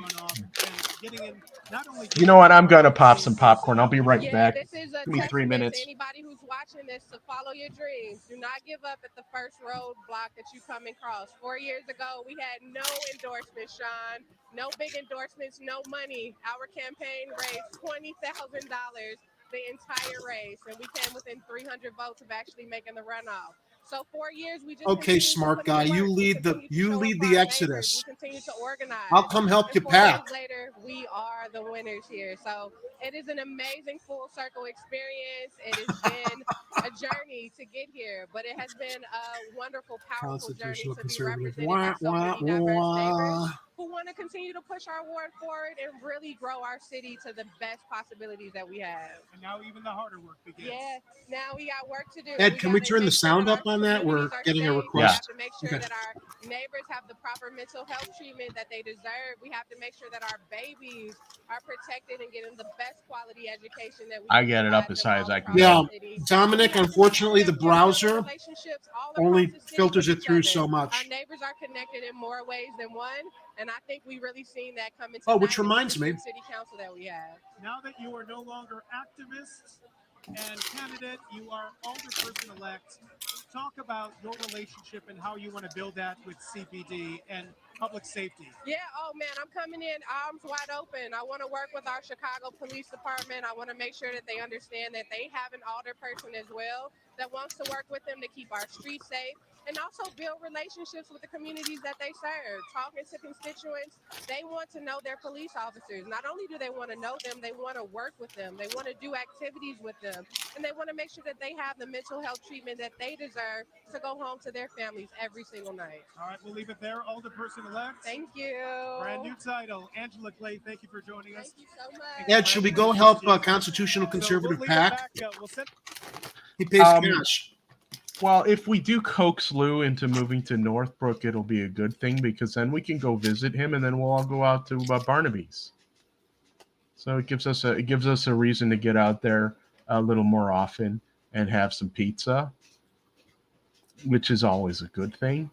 Look, I don't hate the suburbs, Lou. If that works out better for you and your family, that's cool.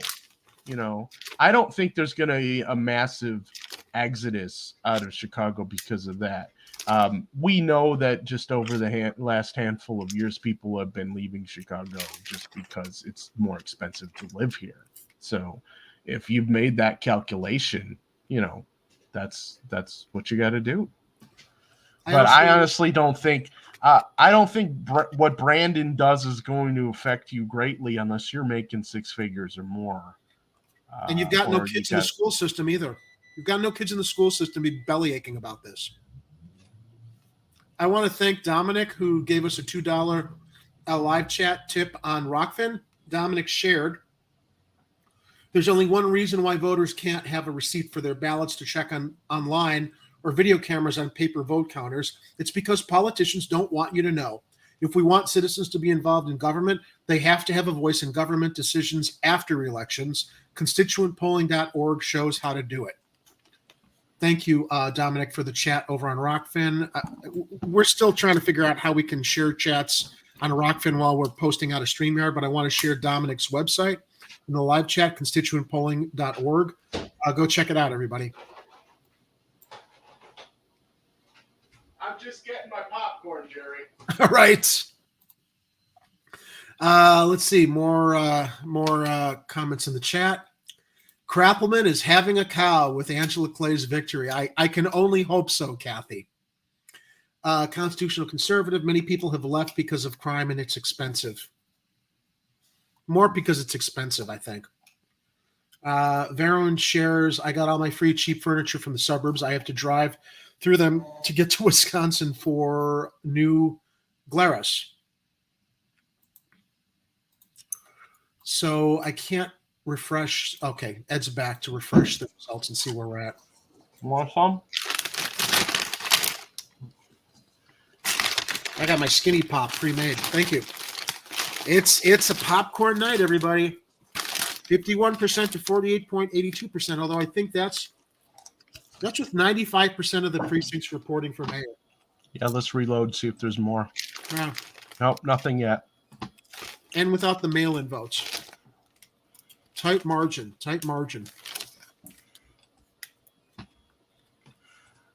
Yeah, I threw a couple extra stories in the bottom of our show notes. I don't know. I didn't know if we wanted to talk about them, but we can. It buys time until we hear more results from the runoff site. So we did hear a few days back that McDonald's had temporarily closed their U.S. offices to plan for how they were going to tell employees, like worldwide, which ones of them were going to get laid off. Because they're going to be putting in automation. Well, that's a good guess there, Jerry. Yep. Although I don't know if the story actually says that. It says I think we can assume this is going to have to do with them making McDonald's automated and self-serve, so they don't have to pay the dirty, stinky workers less than minimum wage or minimum wage, whatever that is now. Yeah. Well, I think the other thing is that the essential workers on the front line serving food. As the essential workers start demanding living wages, fair wages. yeah, they're seeing the writing on the wall there and realizing that that while it may be actually sustainable, they don't want it cutting into their profits. So here, this is great.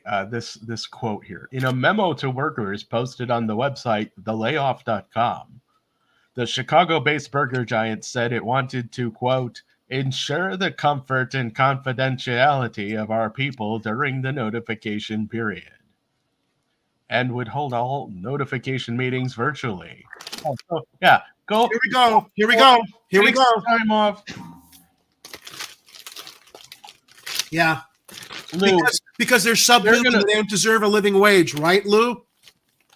Everybody deserves a living income, whether that's from working or whether that is some type of basic income because maybe they're not able to work anymore. But the situation we are experiencing now is just the front end of something that's been long going on for a long time. Corporations don't want labor overhead because it cuts into their profits. Even if it's a company or an industry that you are not personally working in now, doesn't mean that you're not on the chopping block later. You guys noticed that they're starting to roll out artificial intelligence in a number of things on the internet now. Search engines are starting to use it. There's this thing called ChatGPT where people are using that or something like it to automate a lot of the functions that they used to have people doing.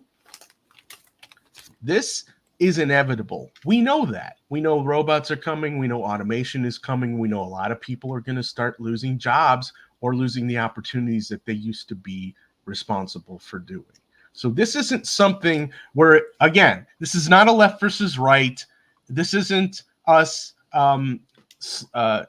slamming like just commerce. It's that there's greedy corporations out there. Okay. And rather than keep people employed, can't make a profit on cheap food. To this point here, I agree, but you can't make a profit on cheap food. Then why do they keep giving their CEOs millions and millions of more dollars in bonuses? They only talk about the fact that they can't make the food cheap when they're asked to pay their workers more. But I don't see the prices of burgers going up when their CEOs get these $1 million bonuses. Yeah, I don't see CEO salaries dropping down when they need to make, Number two, the other argument that is made that, well, paramedics are only making $25 an hour. Why should a burger flipper make $25 an hour? Paramedics should be making more. No, this is what matters is paramedics should be making more. Paramedics who are relied on to save lives in emergency scenes, they're underpaid. Okay. Yeah. A paramedic that's got medical training to keep somebody sustained until they get them to a hospital where people treat them who've gone to medical school. The issue there to people who think that burger flippers shouldn't make as much as paramedics is paramedics should be making more money. $25 an hour minimum wage is commensurate with inflation, period. And if you don't think that people deserve a wage that's commensurate with the inflation in the cost of living, and you argue that paramedics or other people who should be paid more are only making that, then I would suggest that you advocate for the paramedics and everybody else. They should be making more money for the responsibility of keeping people stable and alive before they get them to a hospital emergency room. Okay, let's review. CEO bonuses don't raise the cost of hamburgers. This argument that it's going to affect the cost of cheap food. That's bullshit argument. Two, other professionals making $25 an hour equal to burger flippers. Those other jobs should be making more for the responsibilities that they have and the work that they do. End of argument. Hate that. I hate when people make those such fallacious arguments. There's this disconnect with people thinking that a person working in a specific industry doesn't deserve a living wage. Yeah. And that has been pervasive for decades by people in those industries who just don't want to pay them. Well, the other thing too, Ed, is the argument comes from people who had to spend a lot of money going into debt in college, right?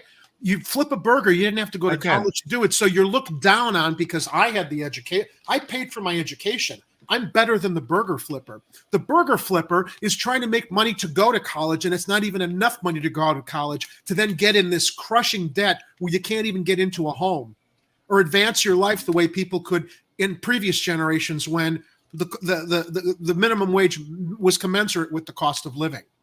Everybody who talks about they want to go back to the 1980s and go back to these other times are missing the fact that it's a different world now with what things cost. I'm trying to remember if I saved this link because it had explained it in a way that I thought was really good, and I don't think I can find it. But it was basically having to do with look, it doesn't matter if you got a college education and did all these things to get the job or the position or the wealth that you have. If a person has a certain position in an industry that creates a product or a service that you think should exist, then that person should have a living wage to cover the basic necessities like food and shelter and clothing and all that other stuff. And outrageous utility costs now that are ballooning without any kind of oversight by our municipality.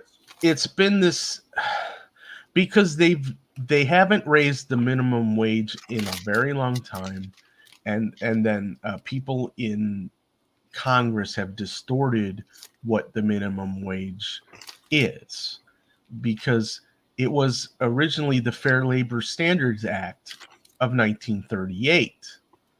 And in that act, it promised that people needed to have a living standard, a standard of living, basically, with their wages needed to cover a basic standard of living. Now, people think that a minimum wage of $7.50 an hour is going to do that. No. Not 15 won't even do that. No. We're not fighting for 15 anymore. No. We're fighting for 40.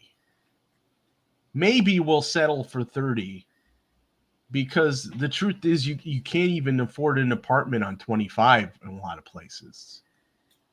Hey, constitutional conservative, next time you've got to call the cops because you heard a gunshot down your street, I would suggest hanging up the phone, because the police department responding to your call is a socialist service. If your house catches on fire, don't call the fire department. That's a socialist service. All these people who scream about socialism don't understand they're living in don't know what it is. They're living under democratic socialism right now. Yeah, not the best kind, but a version of it. Big Papa Ken, yeah, McDonald's is into real estate more than burgers. Go watch the movie with Michael Keaton, the founder, where he portrays Ray Kroc and what the McDonald's empire is really based on. Absolutely. It's the real estate more than the burgers that they make a fucking fortune off of.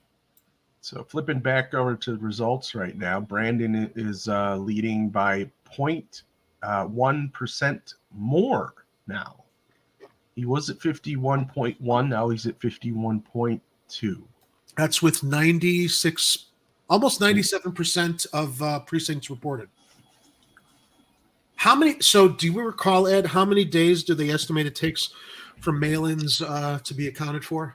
They said, I believe the cutoff was going to be the 18th. Okay, so another 2 weeks. But okay. But if there's enough of a difference tonight, it might not matter. Advanced citizenship, dude. Where are you getting this info from? Lou, I can't believe you believe any of it. You're playing a character right now, okay? Come on. This is not really you. I know you in real life. You're contrarian to trigger people for your own amusement is what you are. You can't possibly believe that. He thinks that access to the police and the fire department is like being in the VIP club. Yeah, pretty much. sorry, you ain't a VIP. We can't put your house fire out.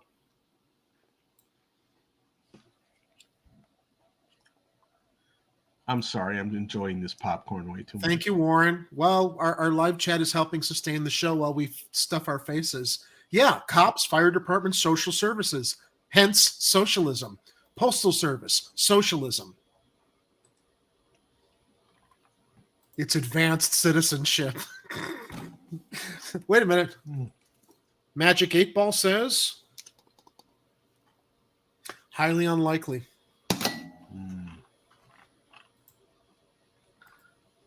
Wait a minute. Where is that thing? No, I can't find it now. Oh, here it is. And who pays? Like you shake the 8 ball again? Yeah. Who pays for these services? Citizens. Yes, under a socialized system. What's the question for the Magic 8 Ball? Is Lou telling us the truth right now? This is such a crock of shit. My sources say no. Pacino knows all. I love this. Yeah, that's why it's called Society Constitutional Conservative. It's a social system, social integration amongst each other, taking care of each other, making sure everyone's needs are met. And we don't live in this Darwinistic mindset that's been brainwashed into too many people, which is why we have, and by the way, socialism does not equate communism, ladies and gentlemen. We had that. And it doesn't, and who cares if it did? You guys don't know what communism really is either. Yeah. You guys you've been brainwashed literally for decades into hating communism, and most of you don't even know what it is. Citizens pay for it, and we tax the wealthy at higher rates. We live in a society. Well, the wealthy haven't been paying at higher rates. That's the problem. The wealthy and the corporations are probably the biggest beneficiaries of socialism because the tax burden's always been on the rest of us. Working class schmucks. Yeah, okay, and Warren makes an even better point here. The problem isn't with socialism itself, it's with crony bureaucrats spending our money on the wrong shit. Yep, that's it in a nutshell Exactly right there, Warren.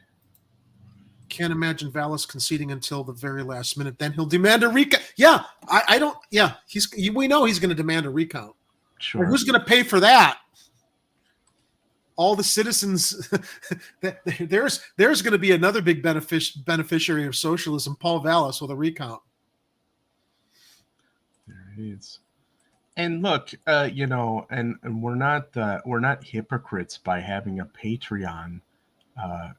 Just because we talk about socialism once in a while. We live in a society of commerce. We have to, because we have bills we have to pay to have roofs over our heads and be able to buy groceries and stuff.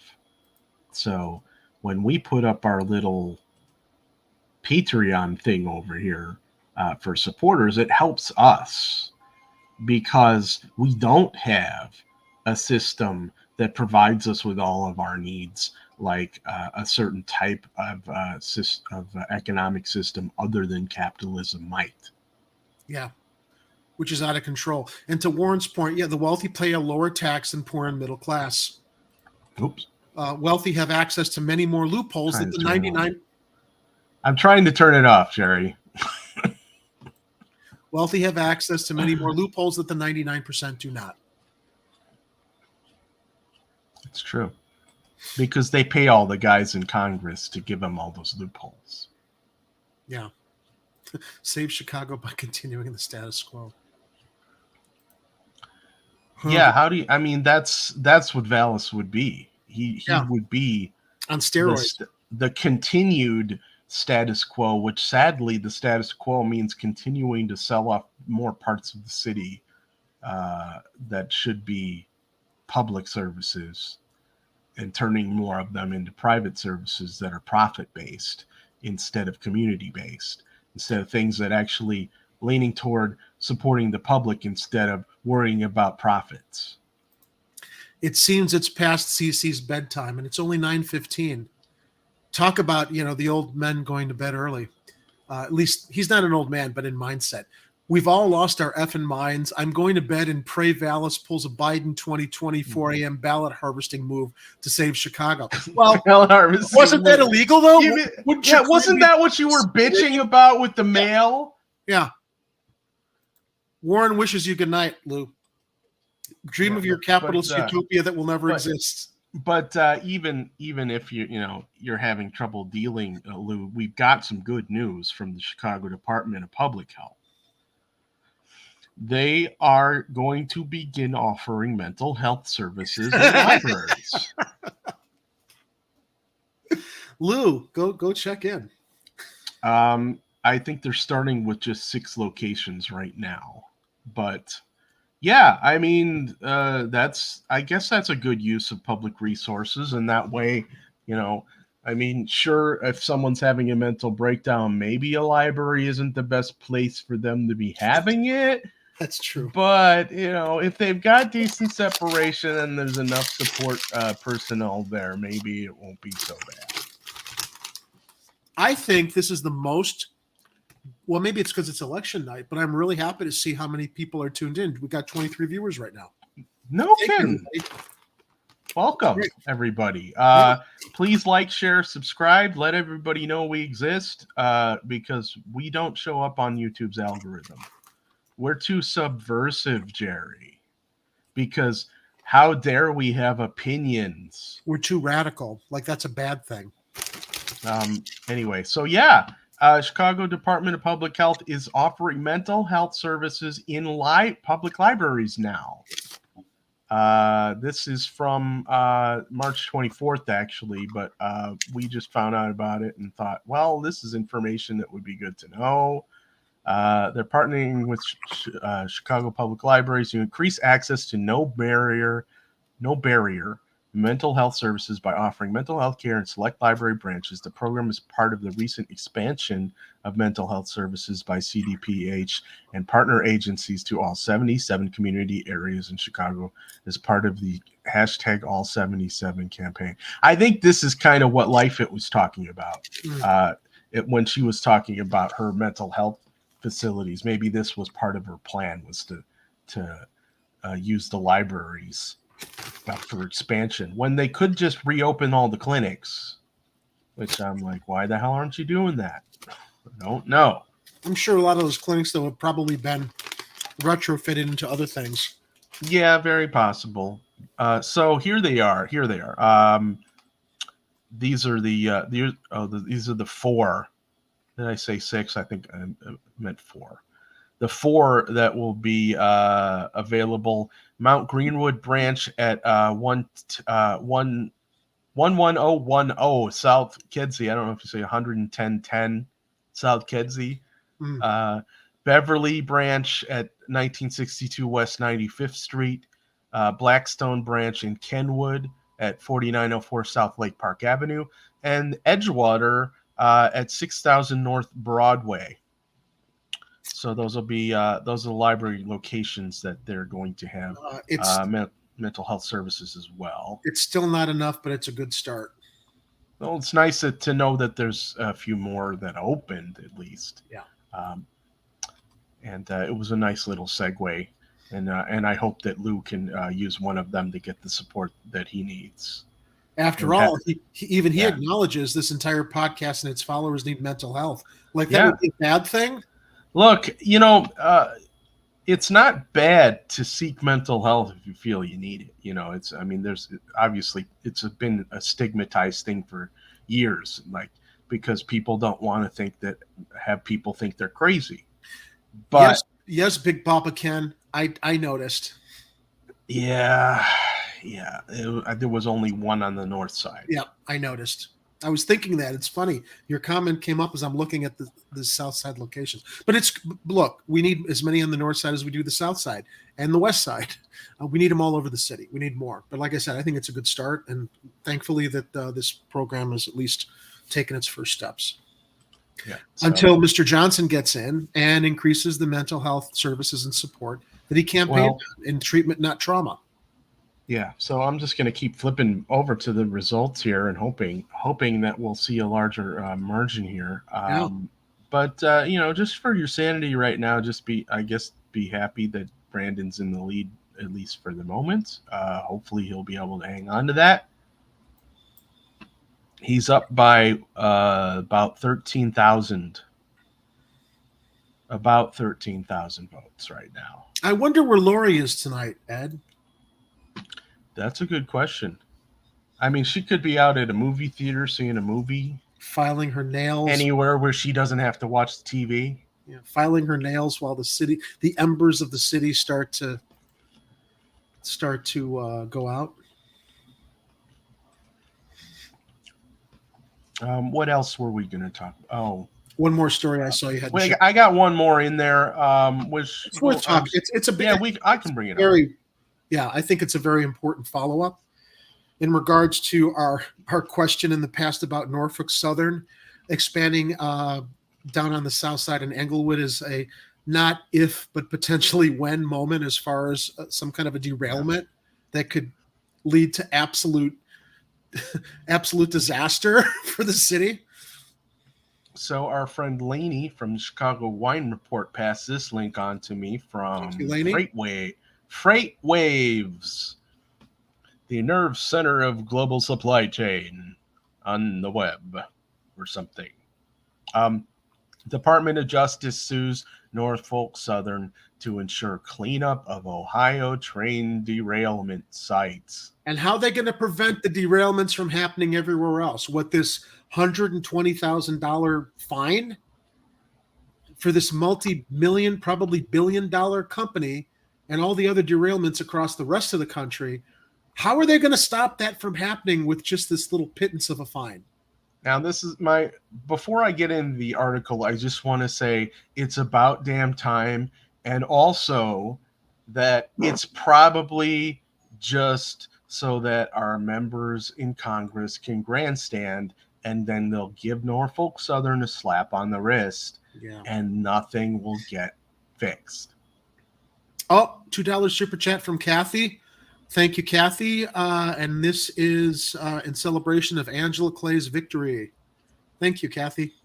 Yeah, we got to come up with some new super chat and celebration video clips. Yeah. Until then, Kathy, we can leave you with this. Thank you for Kathy's $2 super chat. Where is it? Oh, come on. The one I was looking for. Here we go. This is to Kathy's $2 super chat. Thank you. Yes! And Gregory Hines is flipping off as to her opponent. Yes. So here we are. Department of Justice is suing Norfolk Southern to ensure that the railroad pays the cleanup costs and fines associated with the February 3rd derailment of a Norfolk Southern train East Palestine, Ohio. The suit filed with the U.S. District Court for the Northern District of Ohio alleges that the discharge of pollutants and oil/hazardous substances as a result of the February 3rd derailment caused Norfolk Southern, and they list their stock exchange ticker name, to violate sections 309 and 311 of the Clean Water Act. Now, they definitely did that. They've polluted rivers. It's gonna and the ground around East Palestine, but that stuff made it into the river. So that's a multi-state pollution situation going on there. And it's not going to be good. And we have no idea of the massive repercussions that that's going to have over the years. But we can guarantee that a lot of people are going to get cancer that weren't going to get cancer initially. So Comrade Misty was on Warren's show the other night before we joined him, and she lives in Ohio. And she was talking about what she's dealing with the chemicals in the water there, where she lives. And I don't know how close she was to that train derailment because I didn't hear all the details. But I mean, there's somebody speaking firsthand about the personal toll that it's taking on her and everybody, her family or other people that lives in that community. Yeah, Anthony in the live chat says he lives 45 miles west of East Palestine. We have an off live chat comment. I want to make sure I just came in through text messaging. I'm not sure. Also, I had something. Oh, here it is. Your podcast and inhabitants need serious mental wellness checks as well as an education on economics and world history on the failure of all forms of socialism. I don't think I have to mention who said that. When you're trying to call out people on economics and you don't even know MMT, let me recommend a book for you. It's called The Deficit Myth. The author is Stephanie Kelton. Please take some time, read that book. I think it's even available in paperback now. And here's where Lou is further wrong, because I got this. Okay. Sorry, I call bullshit. Fascism, the government orders you to give the fruits of your labor to others. If you refuse, the government arrests you. No, that's not what fascism is. Fascism is the marriage of corporations and state. That's kind of what's happening now. Which is what we have. Want to talk about it. Okay, Mussolini was the one who defined what fascism was. Look, we're not anywhere. It's what we live under right now. We're not anywhere like Germany in the 1940s yet, but we are on the front end of what historians would call. We have propaganda. Propaganda. Our media is propaganda. Aside from who you see on YouTube, our media, whether it's Fox, whether it's MSNBC or CNN, those are propaganda arms spoon feeding you what the owners of those media operations want you to believe. That is corporations covering the propaganda to cover up the merger of corporations, business, Wall Street, and the state. So on its face, that down because that's all completely wrong. Well, no, but I'm not finished. Let me finish with it though. Okay, the whole point is this on its face is false. It's a lie. Communism, the government takes the fruits of your labor and gives it to others. If you refuse, the government arrests you. Socialism, the government politely takes the fruits of your labor and gives it to others. If you refuse, the government arrests you. That's bullshit. Socialism is a society coexisting with each other, making sure that everyone's needs are met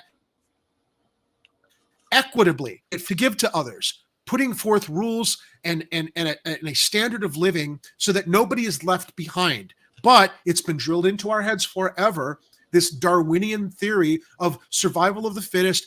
You've got yours, fuck everybody else. That's not a civilized society. Okay. And then lastly, democratic socialism. At the request of 51% of votes, the government politely takes the fruits of your labor and gives it to others. If you refuse, the government. This is bullshit. Right from the top, where it defines fascism absolutely incorrectly. So how do these memes get circulated and people actually buy into them when they don't take any of history into consideration with what fascism really is as it relates to the corporate marriage with government, by the way, which is what we live under right now. Notice that they left out capitalism in that, list. Interesting, isn't it? So, gee, I wonder who wrote that. He also shares, I'm going to bed so I can go to work tomorrow to subsidize your socialism. Do not text me at 3 a.m. again with your nonsense or if they call the election for Brandon. Oh, you know I'm going to, CC. You know I'm going to. We have fun here, don't we? And it's not in mean spirit. I mean, look, I think he's a contrarian. Look, you want to be mad about your tax dollars going to something you don't like, fine. But there's a lot of things that people pay on local government levels. That's why you have people like in city councils, why you have representatives. You're supposed to be able to contact them and talk to them and tell them your issues, and then they're supposed to represent you. Not their donors. In a good world where your representatives actually represent you. Now, we often find there's a lot of corruption that goes on in government, more on the federal level, in my opinion. But you're just gonna, if you don't want to be part of society, maybe you just need to move out into the middle of the forest somewhere and just detach from all types of government, anything, which means you build and maintain your own roads. It means you put out your own fires. It means you deal with your own problems, and you don't count on any type of municipal system to support you. And if that seems unreasonable to you, maybe it's not so terrible that you have to pay some taxes. Oh, it appears I figured out how I can. We had another super chat over. Well, another tip over on Rockfin. You pop out the chat into its own window. Yeah, and you that's can share right. that as a tab. Yeah, that's what I'm going to do right now. We got another tip. I want to thank and acknowledge one of our viewers who seems to be a new viewer I don't recognize. Of course, it's really small, so let me. Well, too big. From El Marino, who tipped us $2. Thank you so much. I second the celebration for Angela Clay. She came to our union meeting at Truman College. Congratulations to Angela Clay. And thank you for the live chat tip. Absolutely. So let's see. I think a graphic for our show. If I can make time to do this for Friday's show, Ed, and it's going to be a count video. Maybe we should start opening all of our shows with this, with what I'm proposing here. Let me refresh the screen though. While you're refreshing your screen, I'm just going to give an update. Brandon Johnson has 284,108 votes, which is 51.45% over Paul Vallis, who has 268,115, and so he's just at 48.5%. So Johnson's still in the lead, 98.61% of precincts reporting. My, how confident people were earlier in the evening before our show started. All right, so I think we should start doing we'll have to create a countdown graphic related to how soon will the blood in the streets manifest. Countdown to blood in the streets on Chicago Corner. Now that Brandon Johnson is elected mayor, thanks to John Catanzara of the Fraternal Order of Police, who announced all the police are going to resign and there's going to be blood in the streets.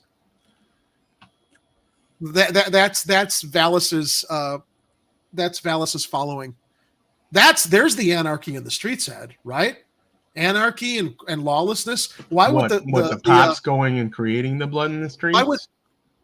The fact that they were threatening to resign and leave if their candidate didn't win. I thought that was illegal. Yeah, isn't that endorsing this concept of crime and lawlessness? Why would the police want to abdicate their posts if they were really that worried about protecting us from crime and lawlessness? No. If our candidate doesn't get in, we're leaving, and there's going to be blood in the streets. And an update from J. Ray. And, J. Ray, thank you for joining us.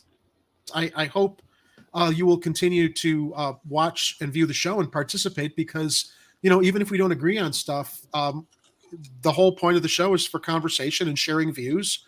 And I don't discount any of your views or anything you're sharing. So J. Ray shares. I just checked Twitter, and from multiple verified news accounts, they're calling it early for Johnson. Still more votes to be counted, but it looks slim for Vallis. Yeah. Yeah, we said, he's holding his lead. Yeah. But here's I wish they haven't I don't think they included the mail ballots yet. No, that's what takes till the 18th to count, I believe. To tally all those up. I'm sending you this link in the chat since we can't hear sound on my end. Oh, okay. but I think that this video would be worth listening to. The threat that came prior to the election from John Catanzara and the Fraternal Order of Police. Oh, there's Alderwoman who? I'm blanking on her name. Yeah. Yes, Kathy. The people united will never be defeated. Let's hope so. This is a little ray of hope on an evening that I thought it was going to be a dark day. But again, I can only hope, keep my fingers crossed. I do believe that Mr. Johnson was genuine in his proposals and promises and plans to try to turn some things around. Hold on. There we go. Let's go to WGN here. All if right. I can get to. Are they calling it too? Remember nursing homes used to All these newscasters are going to be moving out of Chicago now. Well, Associated Press is calling it for Johnson, although maybe they're calling it too soon. Everybody said was a bad slogan, wasn't going to work. Brandon Johnson was attacked on defund since he started running. And I guess the people said, we're with that. Yeah, so he found he here we went right are. to those people. Well, I don't know if I go that far. All right, we're going to take a break in our panel discussion here so we can get to Patrick Elwood, who is with the Vallis camp tonight. Let's check in. What are you hearing there, Pat? Recount. Hey, and panel, good evening to you. The mood here at the Johnson campaign has gone from earlier in the day feeling pretty good as the results started to come in, feeling even better, and now it is pure pandemonium, total jubilation among the Brandon Johnson supporters. There's several thousand people here at the Marriott McCormick place. We heard from one of his campaign folks who said he's going to speak, but only after Paul Vallis comes out and speaks. We've been hearing, as you guys have been reporting, that Paul Vallis was supposed to do that several minutes ago. So kind of in a standby mode, but I could certainly tell you that the people who I spoke to tonight, my last guest was Attorney General Kwame Raoul. He said, we had a really good feeling from the very beginning. They had a message that would I like this. Thanks, Kathy. Angela Clay told her Thursday the party's over. Franchise for so long. And I'll pick up what Taman had been saying, that the change candidate wins. And these folks who I talked to tonight say that they have been waiting for this sort of change since the Harold Washington days. You can draw parallels between those campaigns, this one of today and Harold Washington of yesteryear. And Lori then ensued after that. So Barron says that there's only 50K or so mail-in to count, but a Vallis surrogate said that Johnson won the mail-in in round one. So I think it's over. Yeah, let me get the thing on the screen if I can get it. Where the hell is it? I'm trying to close as many tabs. I'm trying to close as many tabs as I can here, so I can. Oh, did I accidentally close the results tab? Crap. For those who would claim it ain't over till it's over, it's over. Yeah, it's pretty much over. It's over for Vallis. Thank God. So we had 99% reporting here. Let me see if I can get that back here. Oh, here we go. What a night. Yeah. So here's the most pretty close to final results here with 99.23% of the precincts reporting. Brandon Johnson with 285,773, 51.42% of the vote. Paul Vallis with 269,951, so 48.58%.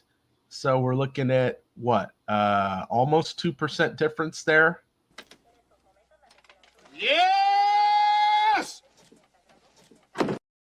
Score one for victory, Ed. So, yeah, if this holds, I'm going to be a little bit relieved and glad that we made efforts to inform the Hispanic population that Paul Vallis is not one of his or not one of theirs. But, and Jerry, actually, before I even got home, I was in the mood for a gyro. I'm like, am I going to jinx it if I go get a gyro tonight for dinner? And I'm like, it is Taco Tuesday. I'll just make some tacos. Well, I mentioned this text I got at the beginning of the show that I want to reiterate now that came from Constitutional Conservative. Can you go long on your podcast tonight so you can cry when the results show Vallis won? No, but we'll go long now that the results have shown Brandon Johnson has won. Although we don't really have to go long. I wonder if he knew that if he saw the writing on the wall, which is why he decided to go to bed early. Yeah, I think that's exactly what it was. So, he's going to go commiserate in his slumber. Yeah, sorry didn't go your way, Lou. You're still invited over for pizza, though. This just might hold countdown to the concession. Oh, Kira's with us. Woohoo! Hey, Kira, I don't know how long you've been watching, but welcome.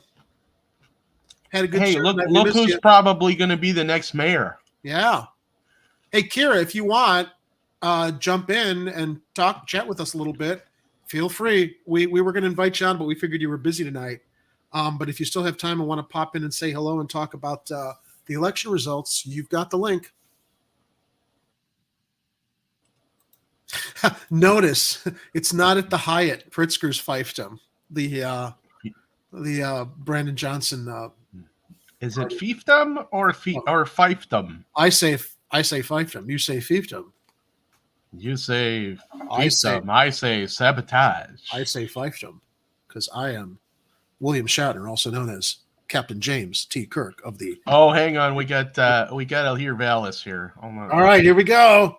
Let's flip. Is he conceding, or is he going to demand a recount? On where you said, at least in Chicago, the candidate of change is the one who is going to win out. Night, Arturo.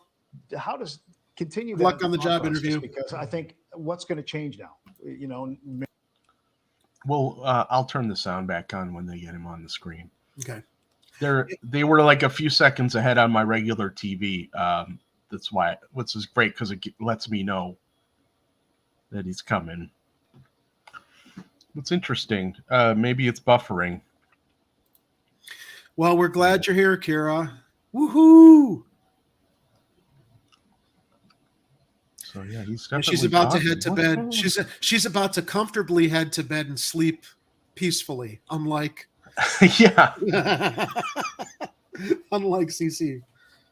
And now all the rich, scared white people are going to be going to bed all sad and terrified. All right, getting ready to pack up.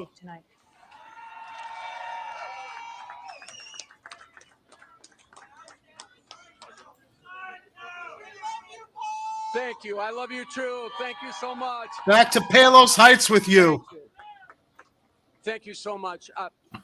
Before I begin my remarks, Remarks, not concession. Remarks. I'll take a moment of silence for the loss of a firefighter yesterday, and for the loss of Chuy Garcia's loss of his daughter. Well, that was gracious. Yeah. Sad to hear about that. Child coming into a family. So if we could just take just a few seconds. Thank you. Thank you very much. I'm honored and humbled by all of your support. I ran for mayor to bring the city together. Concession. And it's clear, based on the results tonight, that the city is deeply divided. Yeah. So tonight, who's that guy? Even though, of course, we believe every vote should be counted, I pick called his Brandon nose. Johnson and told him Sorry, it's that childish. I absolutely expect him to be the next mayor of Chicago. And please, it's critically important. I mean, this campaign that I ran to bring the city together would not be a campaign that fulfilled my ambitions if this election is going to divide us more. So it's critically important that we use this opportunity to come together. And I've offered him my full support on his transition. And God knows we spent a lot of time in forums together. And certainly we shared a lot of opinions. And I look forward to working with him and providing him with the full support he needs to be successful. Before I begin, I want to take this moment to thank my family for their unwavering support and sacrifice. Well, I was shacked up in Bridgeport for the past year. You know, of course, my wife Sharon's birthday is today, and as I mentioned, If only she could have voted.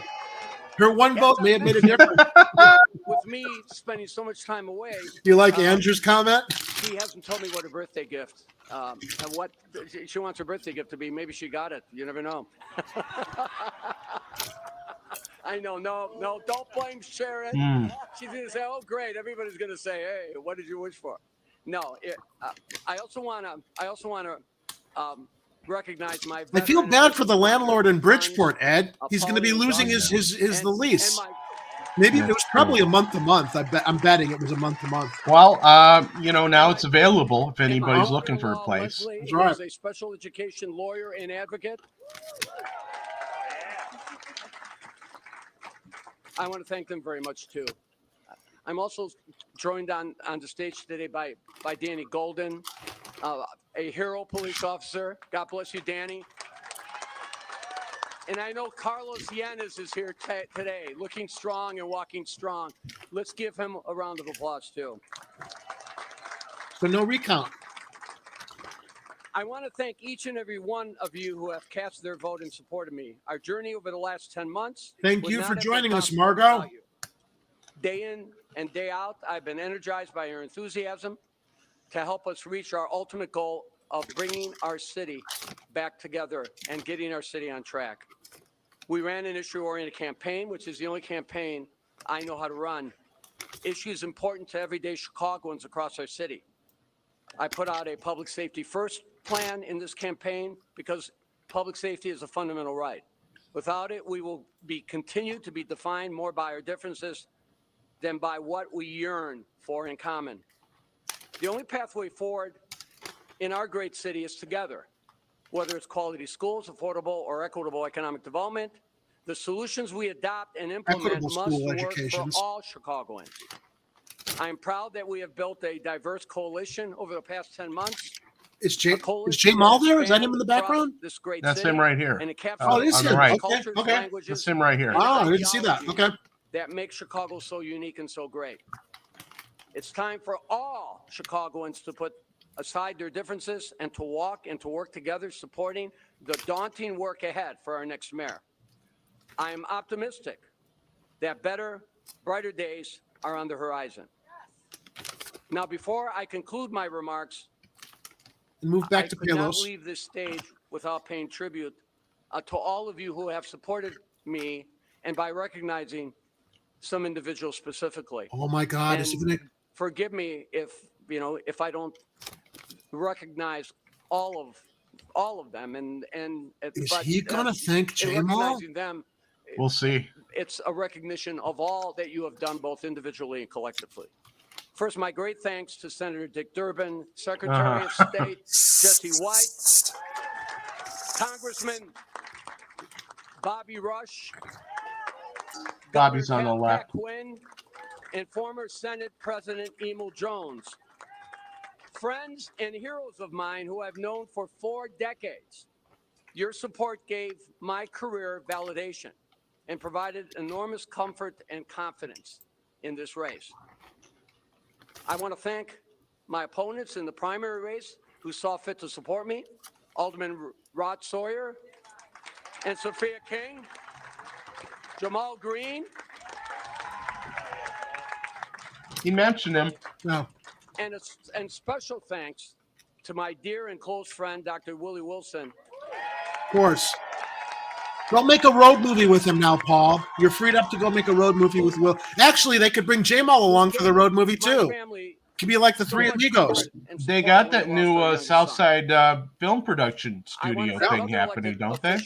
And office holders who also It doesn't matter where they produce it. They would be 3 characters. And J-Ray says that's 2 major, I think, L's Colossus for J-Mal Green back to back. While he's a very smart person, has a heart of gold, and truly cares about the city of Chicago, and I believe that. To make Chicago After this, he should go hide for a while. I would also be remiss if I did not thank my exceptional campaign team led by Brian Town. J-Mal chose who our wives Yeah, have permitted right. us to I was waiting Indiana for this Jones too. Last I was- Crusade. Yeah. I was waiting for this too. because we're going to need it. He's and gonna so grab many the other mic. dedicated and What, he's skilled gonna do a professionals. Kanye? We have been blessed with hundreds of No. dedicated volunteers who have been He's instrumental not. in Oh, helping don't put us it reach past this him. point. I just want to say this journey has been great, and it is an experience that I would not exchange for any of the experiences I've had in my long career. I want to thank you all for supporting me, and God bless you and your families. All right. It was a gracious concession speech. Is Jamal going to grab the mic? No. He's not going to All right, grab the there mic. you have been hearing from Paul Vallis as he gives his what appears to be a concession speech this evening as we wait for Brandon Johnson to address some of his supporters this evening. There you see him. He's surrounded by his wife, children, relatives, right. and Jamal Green right behind him there, and a few other notables. I think Bobby Rush. Now go get your tour bus. He didn't thank this guy. No. I didn't hear him thank Ray in the wheelbarrow Ray. Oh, Ray's busy in Aldermont's ward. All right. So we can't look. I'll say this. Very gracious concession. Yeah. He didn't rile up the base. If he was sincere, I would hope that he would further step forward with Mr. Johnson in collaboration with Mr. Johnson's path for the city, not Lori Lightfoot's, whose endorsement he did not get. And, hopefully we'll be sailing on to better times. I don't think everything's going to be perfect, but I do think that as Kathy mentioned in the chat, something that she heard from Angela Clay, the party's over in Chicago for the status quo and the elites. This is a real amazing victory for, I think, the average working class Chicagoan, kids, students, the interests of equitable education, treatment, not trauma, the advancement of the consent decree, which does not mean defund the police, means reallocate resources and try to start striking at the root sources of crime, not just beef up a police department as a reactionary force to put more people in prison without acknowledging that crime grows from desperate circumstances in desperate communities by desperate people. So, get a drink, man. Celebrate. It's a good night for Chicago. Of course, we did say this when Lori Lightfoot won, but I don't think Brandon Johnson is Lori Lightfoot. I think that while we might be critical of some things in the future, I think that we're going to probably be more satisfied with the path that leadership takes in the fifth floor now than disappointed. Yeah, So, and also realize, like we said before, since Chicago is like a blue captured town, having had all the different endorsements from the different Democrats or the different factions of the Democrats doesn't necessarily mean that Brandon is going to be beholden to all of them. But time will tell. We'll see. We'll see what he decides to do. We'll see what he prioritizes. I'm looking forward to see what the first actual thing he does that he's trying to get through city council. Yeah, and to Warren's comment here, absolutely. For your sake, I really hope Brandon Johnson does good things for Chicago and not con them like Lightfoot did, keeping my fingers crossed. Yeah, so to that point, Warren, Lightfoot came from a background as a federal prosecutor who made her bones on holding police and CPD accountable.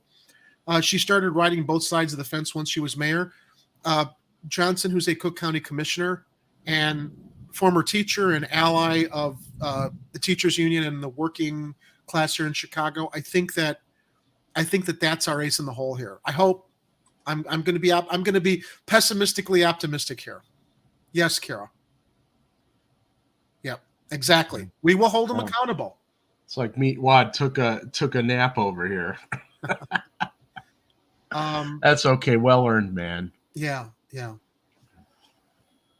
So I will flip over to Brandon Johnson as soon as they have him on, but they're still in the Vallis thing where he's shaking everybody's hands. We miss you, Kara. Thanks for joining us tonight, though, in the chat. I miss her laughter. She would have had some funny. She would have shared some funny laughs to our comedy here tonight. I'm seeing like some bright flashes outside. I don't know if it's lightning or more storms. Well, I'm not getting any flashes over here. You got rainstorms in your area, Jerry? Yeah, I'm up on the north side. Kathy, I will take your word for it. We will be surprised this time we get to participate. Let's participate. Yes, I do sense and believe that in the spirit of our highly esteemed former dearly departed Mayor Harold Washington, in that spirit.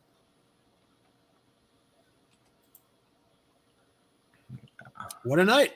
Yeah, I think we're going to stick around for Mr. Johnson's statement. Although, until then, Ed, I'm going to do a quick little bathroom break. That's fine. I'll give you guys the final results here, and maybe we'll go through the Alder people results as well. So here we are, 99.23% of the precincts reporting, and AP calling it for Brandon Johnson. He's got 285,773 votes, 51.42%, versus Paul Vallis, who we just saw conceding. They are still showing him on WGN. We'll wait. We'll try to cut into Brandon when he's on the screen. Vallis got 269,951 votes. So about 48.5%. So the next mayor of Chicago, unless we see some major upheaval in the remaining mail-in ballots, is Brandon Johnson. So here we are. Thank you for tuning in, Chicago Corner. We're going to be here just a little longer until we can get the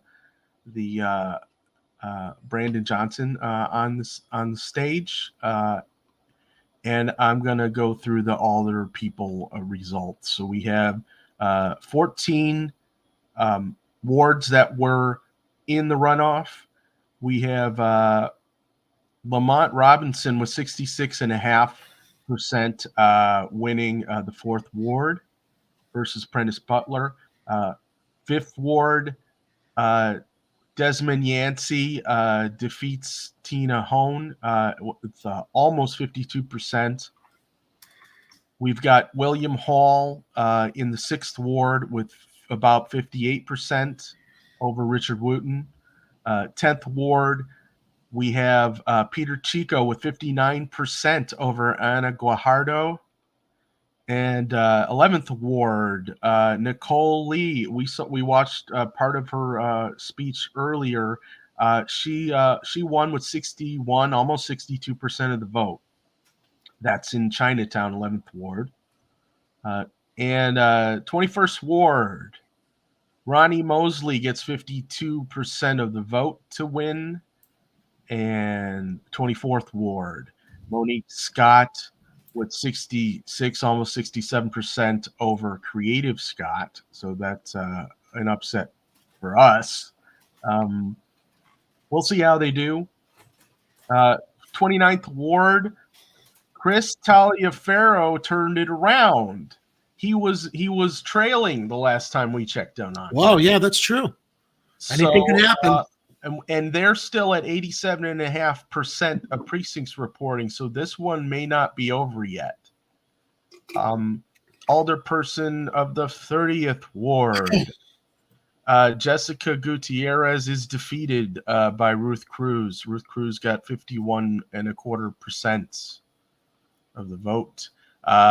36th ward, we got 100% reporting Gil Villegas with 58%. Over Lori Torres-Witt.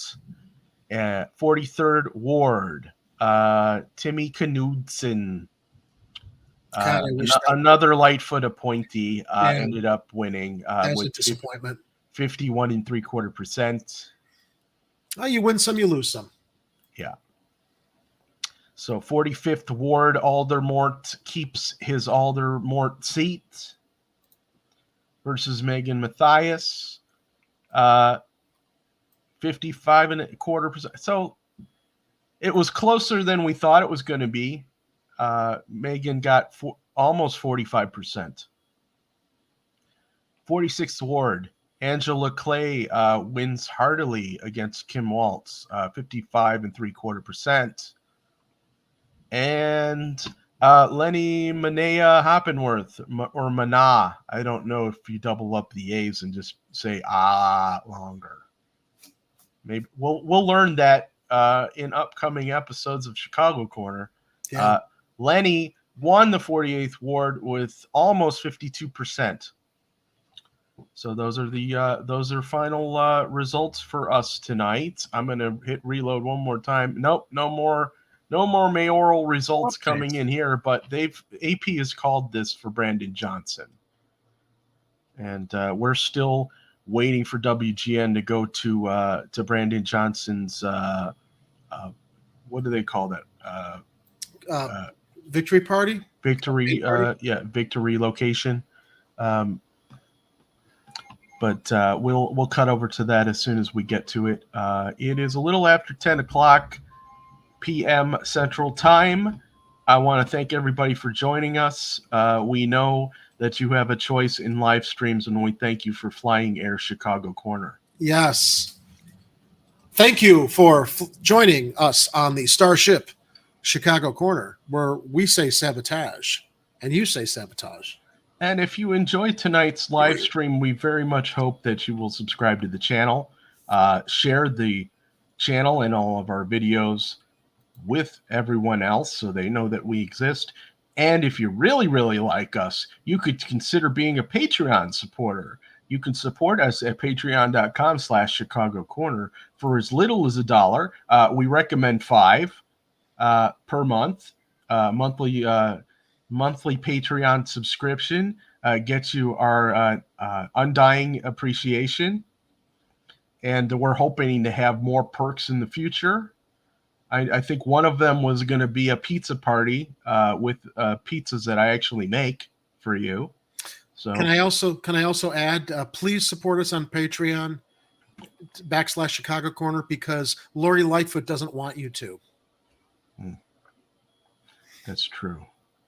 But I would imagine that we are endorsed by our new mayor, Brandon Johnson. Well, I don't know if we're endorsed, but I'm really hoping he's going to come on the show now. I doubt that's ever going to happen now that he's got the mess to sort out at City Hall. But, we did do one. I was very... Look, I got to ask him about pizza, Jerry. I mean, I got to ask food questions, and I need to know. I felt very... very honored to have been able to interview him at the Copernicus Center Mayoral Forum, and that interview is on our YouTube channel. Here's Johnson. Yeah, we get. Is he on? He's not at the podium yet. Let me turn on sound. Privilege. That's the word I was looking for. Privilege to have been able to interview him. We almost had him on the show, but he was busy. So busy making sure to reach a larger audience for this victory. Up there on stage with Brandon Johnson. Okay, they're not. He's not there yet. No.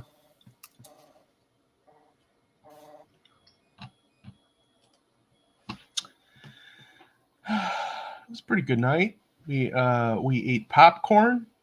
We talked about all their manic races. We saw a few decent races take place. A couple upsets. A couple disappointments. We had a nail biter with the mayoral race all the way up to the end.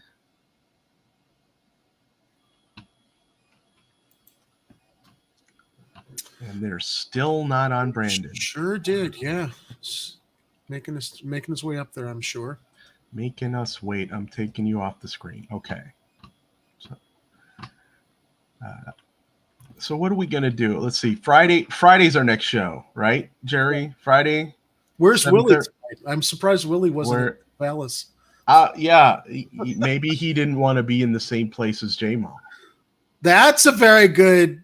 I've said it before, and I'll say it again, everybody. Where Batman has been identified as the world's greatest detective, no, it's this guy over here.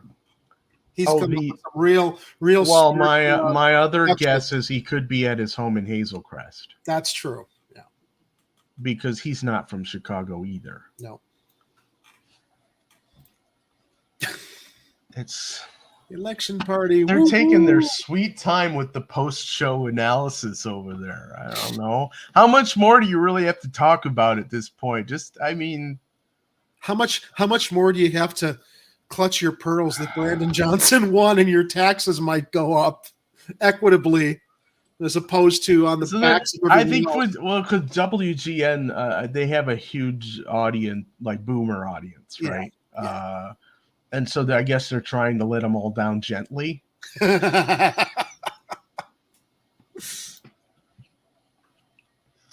my God. Why are they showing Vallis again?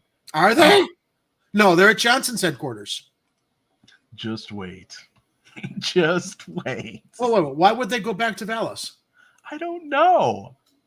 Unless they're just replaying part of his speech because Brandon's not ready yet. Oh, I see. Okay, I see why you say, yeah, because they're back at Vallis's head. Well, let's listen to what they're saying. Okay.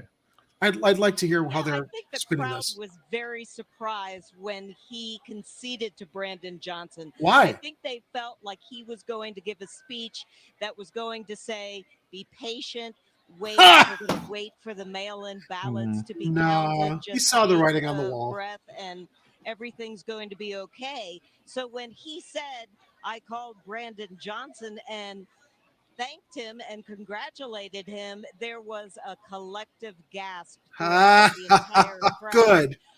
Vallis quickly quieted the crowd because he didn't want to hear any boos, and he took on a very harmonious tone and said, it is now time to back Brandon Johnson. Yep. Here's what he had to say. He did. It's critically important. I mean, this campaign that I ran to bring the city together would not be a campaign that fulfilled my ambitions if this election is going to divide His ambitions. So I got to think that he's got to be relieved on some level too, Ed. Honestly, I'm not even joking. My full support on his transition, and God knows we spent a lot of time and money in forums together. $11 million down the toilet. And I look forward to working with him and providing him. I wonder if Ken Griffin's going to want a refund. Successful. Yeah.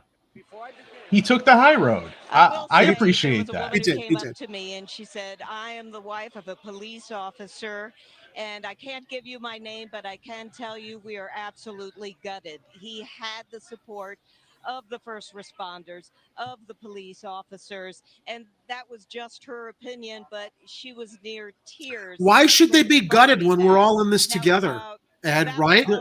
Why would someone feel? Because they've been propagandized into thinking that Brandon Johnson is going to turn the city into anarchy. They're gutted because they're going to have to be held accountable. That's why they're gutted. So party's over. Everybody in the crowd, he thanked all of his family. Consent decree. No more Anjanette Youngs. And now he says, it is time to enjoy. Shouldn't you want to be held to a higher standard if you're working in a public service like law enforcement? They think they are because of the way it's been drilled into their heads. The difference. All right, Jackie, thank you very much. And we've got our Look, we said this before. This was the tale of two cities, the haves and the have-nots, and for once the have-nots won. Yeah, they're talking with their panel. I don't know if we want to listen to any. Yeah, I'd like to hear. I hope this lady on the end gets a chance to hold them accountable. How does he pick up the progressive mantle that Lightfoot ran on when she won 4 years ago? What will look the same? What will look different? Well, it reminds me of her endorsement thing that I did. She trampled on the progressive mantles. What she did, she walked all over it. He also has to reach out to a lot of the. By the way, bow ties I think are out of style. Conservative parts of the city. Yeah, it's his thing. And again, lend a hand out. They're going to want to have a strong voice in what he does. So he can step into my shaking his head. I'm not saying they'll do that, but that's the kind of relationship that has to happen, or he's not going to be able to accomplish Movement candidates flame out terribly if they don't immediately reach out and calm the nerves of the people. This is too close. Who's to be this a guy? You got to do it immediately. That may well be I've true, never but heard those of are him. not I've never seen him, tactics. but then I don't watch a lot. I don't Those are watch not the tactics. Brandon broadcast news Johnson that is much. an activist at heart. Okay, he's he coming in. He can he's do that. coming in to fight. He's not coming in to reach out. You know He's what? not That's going to coming be in have 4 bad coffee years with for the John city of Catanzaro. Chicago. No, he's an So- organizer. There's a Okay, difference. but I don't want you to. No, that's not that. I'm this saying is- what I think he should do. I'm not saying he's going to do that, but if he doesn't do it, we're going to have 4 more years of war, which Well, is does not that mean that What public 4 more safety, years of which war? has He's still been predicting the council topic wars. of debate here, I don't think we're going to that see as well council as, wars on the you know, level trying to keep, we saw big during Harold Washington's corporations time. here, trying to I keep, guess it depends on how much occupancy rates some of the elevated here. rank and What file is he- alder how is he able people to do who that? you walk won into their South Loop on elections, a like evening Alder when there's Marts. nobody there, and you And walk on did Michigan Avenue. and there's Ray's still police retiring, cruisers with isn't the he? lights on. Nobody in business wants I to don't be think. there. I don't know. Is he? I don't think he is. I think he Okay. dropped out of the race so he could continue being alderman. Speaking of current personnel, he mentioned that he was going to. He said this. Did He Sawyer said, resign? You know, who handles healthcare. Yeah. He didn't say why, or at least I didn't find a reason Yes. he said why, but he Okay, just so said he's we out. disagree and it's time for her to go. And that, for me, may have been a suggestion. And he wants to just put his own people in a variety, which is fair enough to do. You're mayor, you can put who But I you guess want. what is the first order of business? I mean, that he First will order- tackle. Is your cabinet. Who is he going to bring in that's going to lead in these And spaces? who are some of the people that we were thinking that he would bring in to lead some of these positions? I have no idea. Does anybody know? But I on the do panel? know that the alignment with Tony Preckwinkle, specifically in the healthcare space, is going to be really interesting. This is going to be the first time that Tony Preckwinkle is going to be well aligned with somebody on the 5th floor. And I think it's going to be very interesting. Well, there have been a lot of to people see how who've they can said work that they feel together he's going to be to Tony save money and Preckwinkle's provide better puppet. services to residents Um, of Chicago as well as Cook County. I can't- There's We'll see. never been that kind Yeah. of alignment. When you especially said with cabinet, by the way, I healthcare. think you mean among the city council, right? Who's going to be his sort of cabinet member, and maybe beyond that. But so, who's running housing? Who's Right. running the health I see. department? Okay. Who's Okay. running The commissioner. DPD? Who's running well, 'cause streets the and reason I sand? said that was because while the Oh, we got Morgan Elise Johnson from the tribe about to speak. That's who's on. Committee Okay. chairs for the amongst themselves. They pick the committee chairs for the next 4 years. So Scott Wagaspack, you know, handling finance and the zoning. These are there have been some changes, and it's a little more. There's more We know minority this, but- candidates. But that may not stay, right? Well, the city council is going to have to approve the change, but it'll be interesting whether or not, this was your point before, I don't know whether the appointed chairs now are set for 4 years, whether that will hold or whether that can face challenge. I imagine it could face challenge. But my question is, Pat, you said Brandon Johnson does not have a mandate. No. this What is not a man. will be his first agenda item? What will be his big platform issue? Morgan, I think you have a thought you want to share on that. Yeah, just this idea of the first thing he needs to do is reach out to the business community. I've never heard somebody say, you need to reach out to the poor. You need to reach out to the working class. You know, when somebody gets elected, you know, why do you have to reach out to the business community first? I feel like there's this dog whistle and this backlash from the George Floyd protests, where there was retail theft and looting downtown, where the business class is acting like all of these businesses are going to run out of Chicago and there's all these vacancies. What are we comparing this to? Hasn't the Chicago skyline just like completely expanded over the past decade? I mean, we see so much development. So when we're talking about vacancies, are we considering the fact that like our skyline has completely expanded over the past decade? Well, I think the comment of reaching out to the business community is that's the investment. That's where the money, part of where the money's going to come from. So he has other sources. for Yeah. getting money in. Well, we continue to claim that we're broke, All that kind of and we thing. can't reach out to the communities that need the help. Aside. So that doesn't mean don't reach out to the poor and the, you know, and all this stuff. Of course he does. He already relates. Yeah, but you get these people on top. I mean, all they're about is talking about business. Yeah, It's amazing that they even let Elise onto this panel. So I'm good. I mean, I think this guy's bow tie is tied too tight. I think it's cutting off the oxygen to his brain. The U.S. really is comparing to Chicago. I just No, feel this like is the this greatest. is a This is the whole greatest city in the world. fear-mongering thing But to that we're not talking reach about. out and try to include everybody, but to ignore the business community. He's not going to ignore them. That's We talked about dumb. that. He's going to have to balance them with the needs of the average Chicagoan. Paul would not have done that.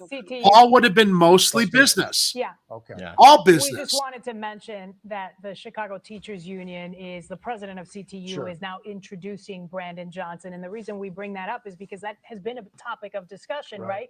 What role does CTU play on the 5th floor with Brandon Johnson elected since they endorsed him. An important one in improving things, not dismantling No, them. No, probably not probably a great night for Stacey Davis Gates. Yeah. So you might remember in one of the contract disputes, Mayor Lightfoot didn't allow her to come up and be part of the agreement ceremony. Didn't allow her inside of City Hall to do that. Look, you know, the CTU has wanted this for a very long time.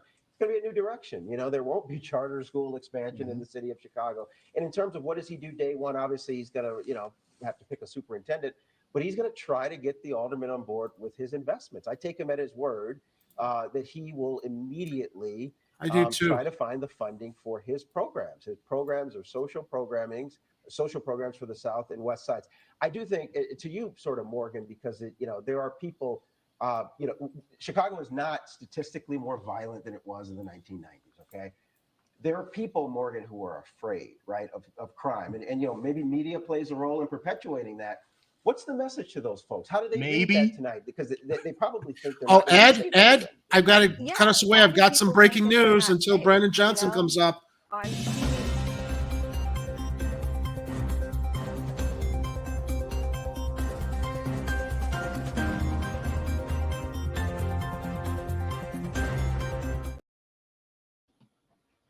What's breaking? Here's the breaking news. The breaking news. Come on. Boss is having a final press conference at the Four Seasons Total Landscaping. Very, very important. His bus is having its final press conference at Four Seasons Total Landscaping. Back to you, Ed. All right, let me reload that stream because now we're behind. All right, come on. He's not on it. We have to put in our own content. We can't just rely on I hit the pause button, and now, All of right. course, because I want to make sure we're actually as close to where we are at. Dude, but again, important news. Important news. It was important breaking news. We had to break in, and you know, And we when the bus has a press conference, we need to break in. Because the bus broke, so the least we can do is break in. And we want to thank Segway Batman for sharing that on Twitter. That was shared with me in the Slack chat by Ed. And I'm surprised you didn't decide to bring that into the show. But as I was going through our Slack, I'm like, oh my god! I'm like, because the person who did this, they put him in front of a Trump podium. They even changed the campaign stuff on there, and I'm like, but it's funny, Ed. Come on, it is funny. With all respect to J Mall, and you know, again, I do have respect for stuff he's done in the past. I'm just disappointed now. The whole bus episode is just comedy. It was meme worthy for sure, and meme worthy as far as the Trump alignments, because everybody, you know, is claimed that Palos Paul was very MAGA aligned. So anyway.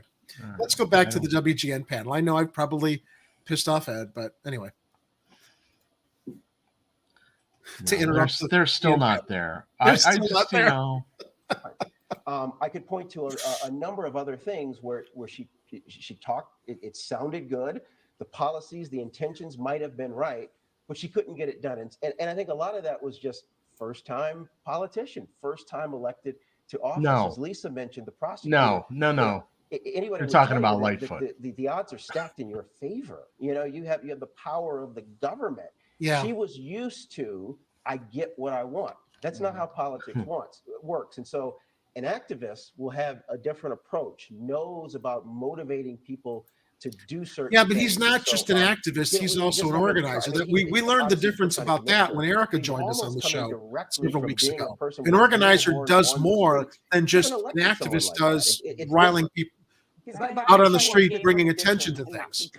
And that's what Lori Lightfoot did. She kicked everybody out. Her circle kept on getting smaller, her allies smaller, her issues that she was actually effective on smaller.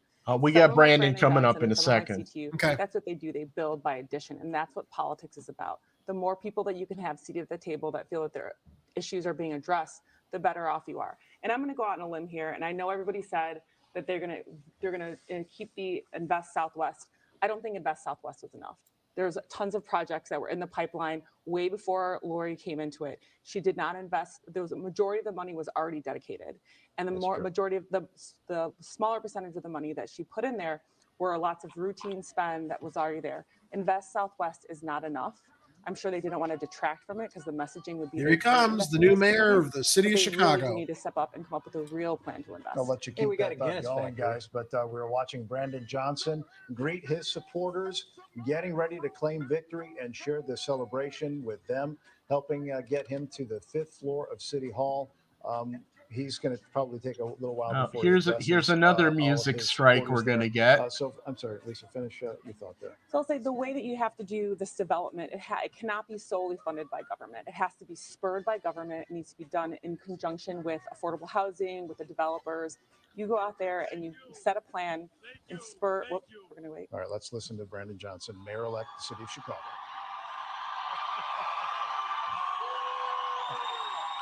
Make some noise for Brandon Johnson!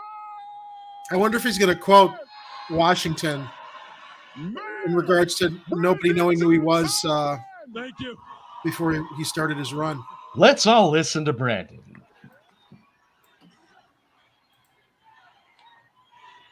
Thank you. Thank you. Chicago, how the heck are you?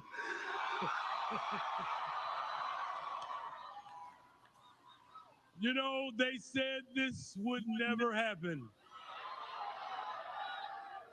So, you know, if they didn't know, now they know. He did it. I told you. There's so many people who are responsible for this moment. And I like to thank and take a second to thank those individuals. You know, but first, I want to make sure that I say this. The first thing that I want to say is to the Chicagoans who did not vote for me. Here's what I want you to know. Here's what I want you to know. That I care about you. I value you. And I want to hear from you. I want to work with you. And I'll be the mayor for you too. Yes! Because this campaign has always been about building a better, stronger, safer Chicago for all the people of Chicago. And when I say all the people, I mean all the people, especially folks who have ever been on a payment plan.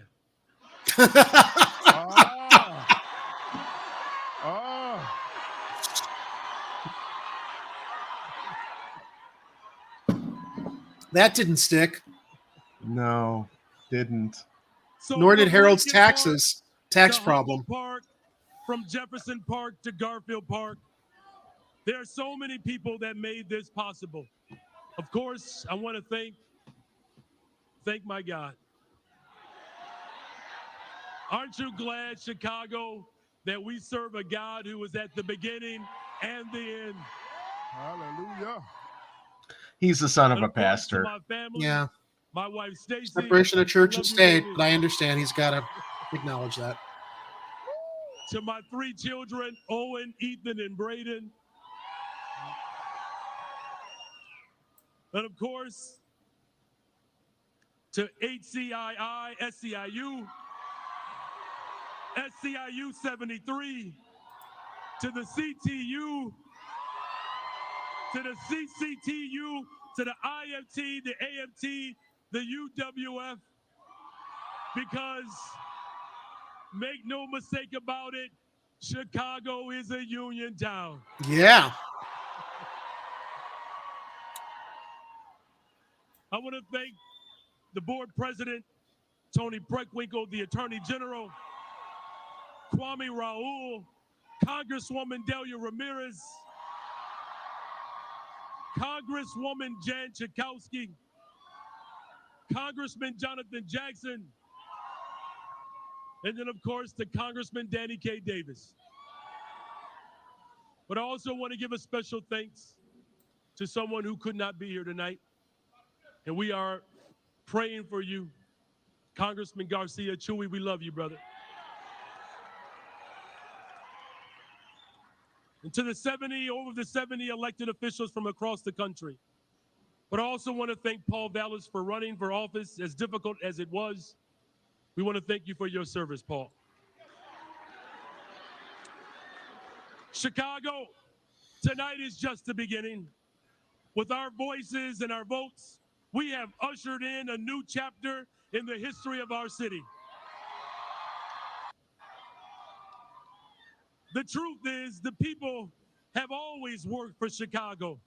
Whether you wake up early to open the doors of your businesses, or teach middle school, or wear a badge to protect our streets, or nurse patients in need, or provide child care services, you have always worked for this city.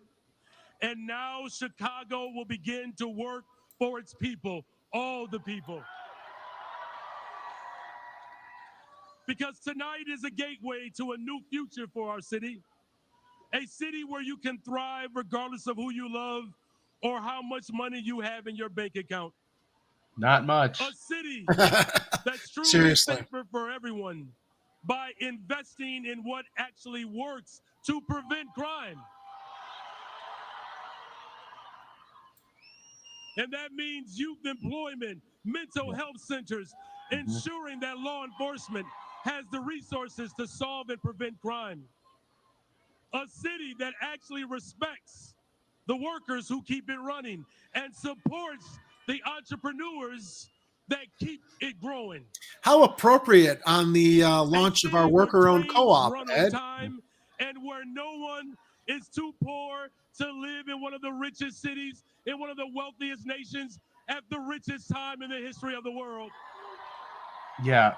I mean, I know Lou probably went to bed, but look, if you got problem with taxes, clearly someone's going to address it to him, Resources right? to meet the needs of every child across this city.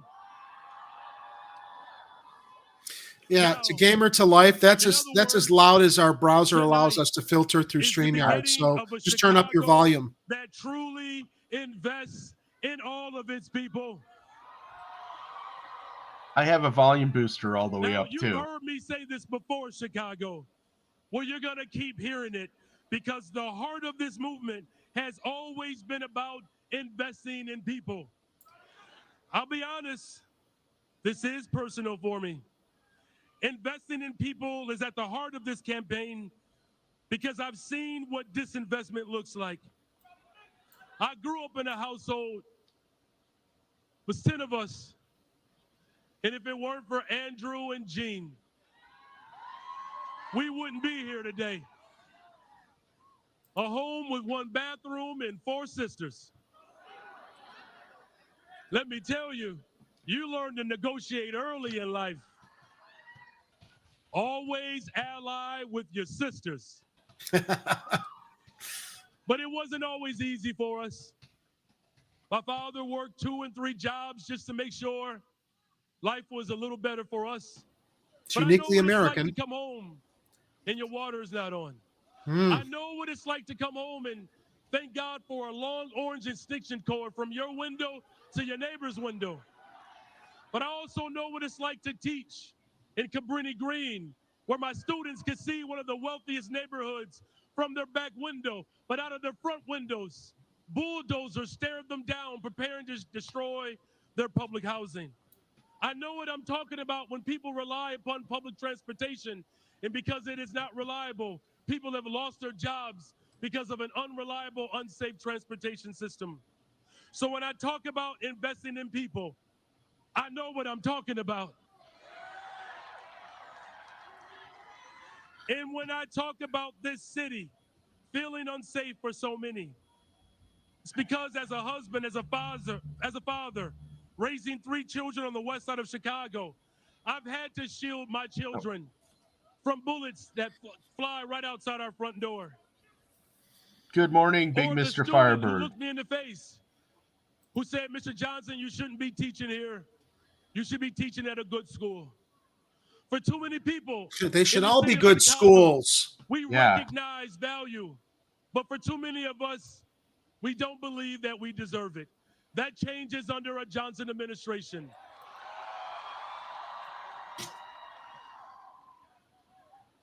Gamer, we talked about this a little earlier in the show. I don't think that's really accurate with Brandon. Because of the way Chicago is with how it's captured by Democrats already. Doesn't necessarily mean he's going to operate like all the national Democrats do. But all over the world. I mean, we're going to cover him either way. I mean, we'll call him out on his bullshit. No He's other got place in America. And we are a city that has been the conscience of the nation time and time and time again. Because it is here in the city of Chicago that Harold Washington and Jesus Chuy Garcia and Rudy Lozano built a black and brown coalition for us today. It was here in the city of Chicago that legendary figures like Jane Addams taught us to educate the whole child. Marion Stamps, the mother of Cabrini Green, who fought to organize for housing justice. Here in Chicago, where Margaret Burroughs left her incredible mark on art, the culture, the schools, for the whole nation to witness. It is also here in Chicago that a reverend by the name of Jesse Jackson Sr. I had a feeling that's where that talking point came from. Gamer, we've been covering the Chicago election for the past 8 months and all the candidates. So if you want to really get a good viewpoint on all of that, keep your eyes tuned here on Chicago. Dreaming that one day that the civil rights movement and the labor rights movement will come together. Well, Reverend Martin Luther King Jr., the civil rights movement and the labor rights movement has finally collided. We are experiencing the very dream of the greatest man who ever walked the earth. He's going to have lofty goals in this speech. So, of course. They all do. They all do. They all do. We generally think that Brandon Johnston means well. Yeah, he was the better choice in a crowd of people that we didn't really feel like there was a whole lot of choice. I think that we think that he's going to do the least amount of damage and probably the most amount of good with the power he has, as opposed to Vallis and his privatization interests. So, look, nobody's perfect. No one's perfect, but it is a step in the right direction, I think. It's the continuation of those legacies. And it's not just him. It's going to be the composition of our city council, which I think also is getting a little more lefty and progressive. It's our show, Kathy. Our commentary is important. It's a multicultural, multi-generational movement that has literally captured the imagination of not just the city of Chicago, but the rest of the world. Really? I'm sorry, Kathy. I'll try not to talk too much over Brandon, though. When Reverend Martin Luther King Jr. came to the city of Chicago, he said he never experienced a place like Chicago. It was brutal, but he understood something. He said, if we can figure it out in Chicago, we can do it anywhere in the world. So Chicago, I'll say it this day. Today, we take big steps towards figuring it out here. So I believe since we are taking steps to figure it out here, let's take this bold, progressive movement around these United States of America. Chicago, we can show the country, we can show the world what's possible when we stand on our values as one people. We can reject the false choices that have been presented to us for so long. We don't have to choose between black, brown, white, young, old, poor, rich. We get to do it for everyone, Chicago. We don't have to choose between toughness and compassion, between the care of our neighbors and keeping our people safe. If tonight is proof of anything, it is proof that those old false choices do not serve this city any longer. Here's the truth. Looking out for our neighbors, it makes everyone safe. Tonight is proof that by building a multicultural, multi-generational movement, we can bring together everyone.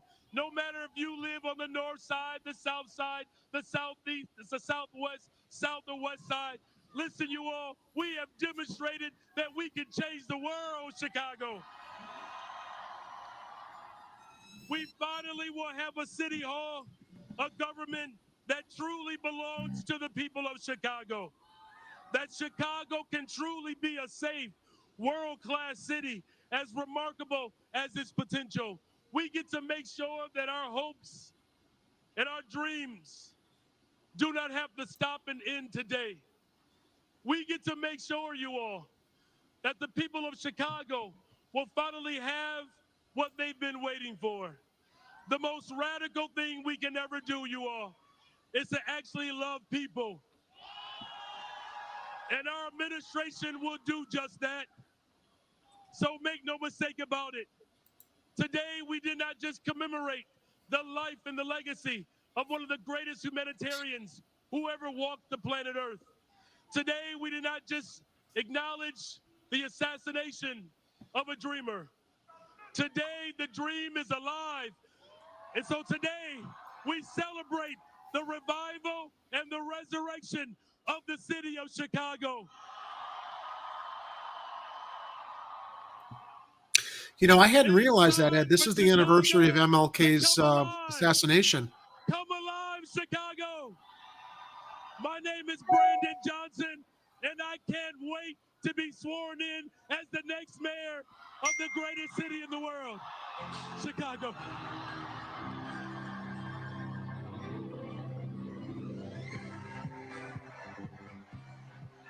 Great speech. And as mentioned a moment ago, I didn't realize till he referenced Martin Luther King. I just Googled, yeah, today was the anniversary of, very symbolic, very symbolic.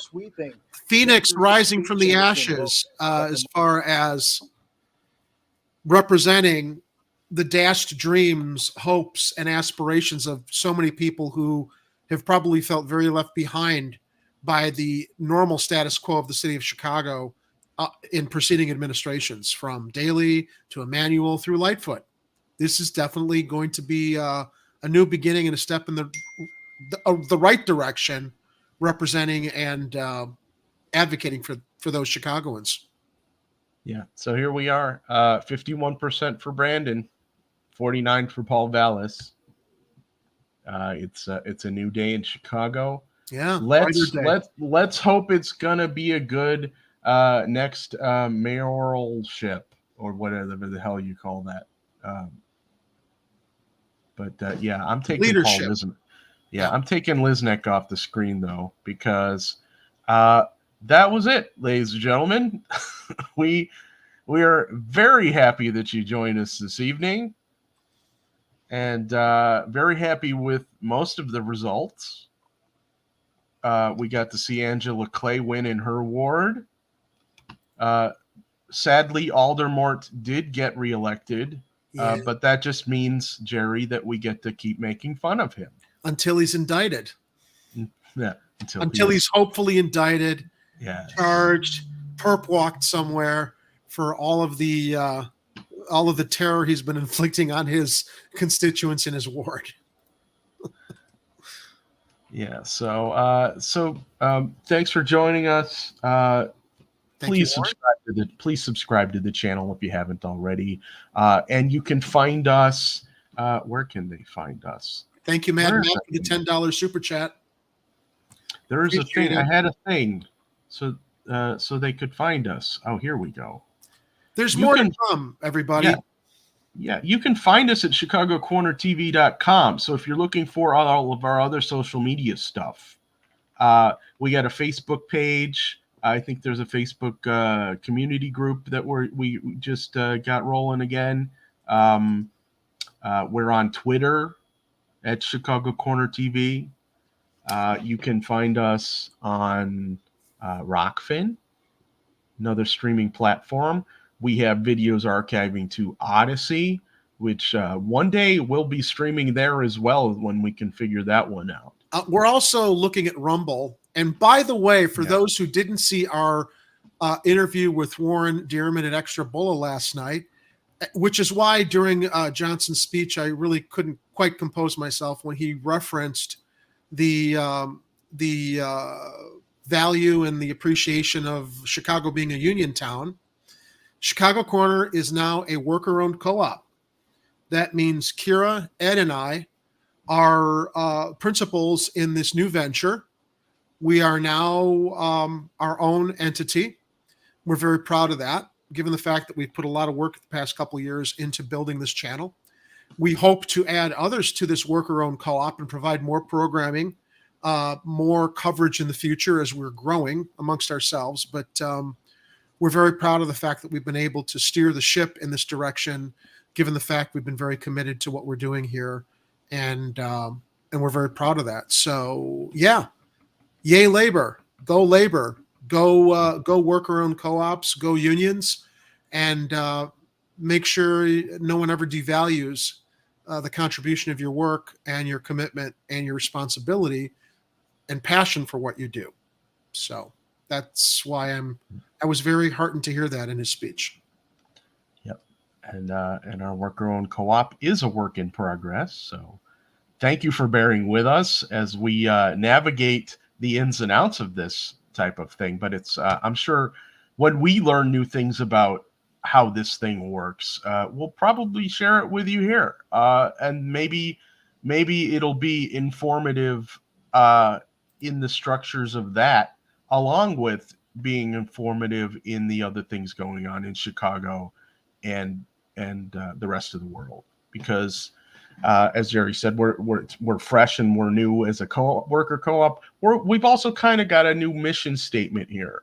We're going to be the Chicago perspective on stories. So while we will certainly keep covering local content, we're also going to start. Well, we aren't started. We're continuing. Yeah, we have been already covering things going on in other parts of the country because, as I've said before, a lot of the things that happen in Chicago are things that also happen in other parts of the city and other parts of the world.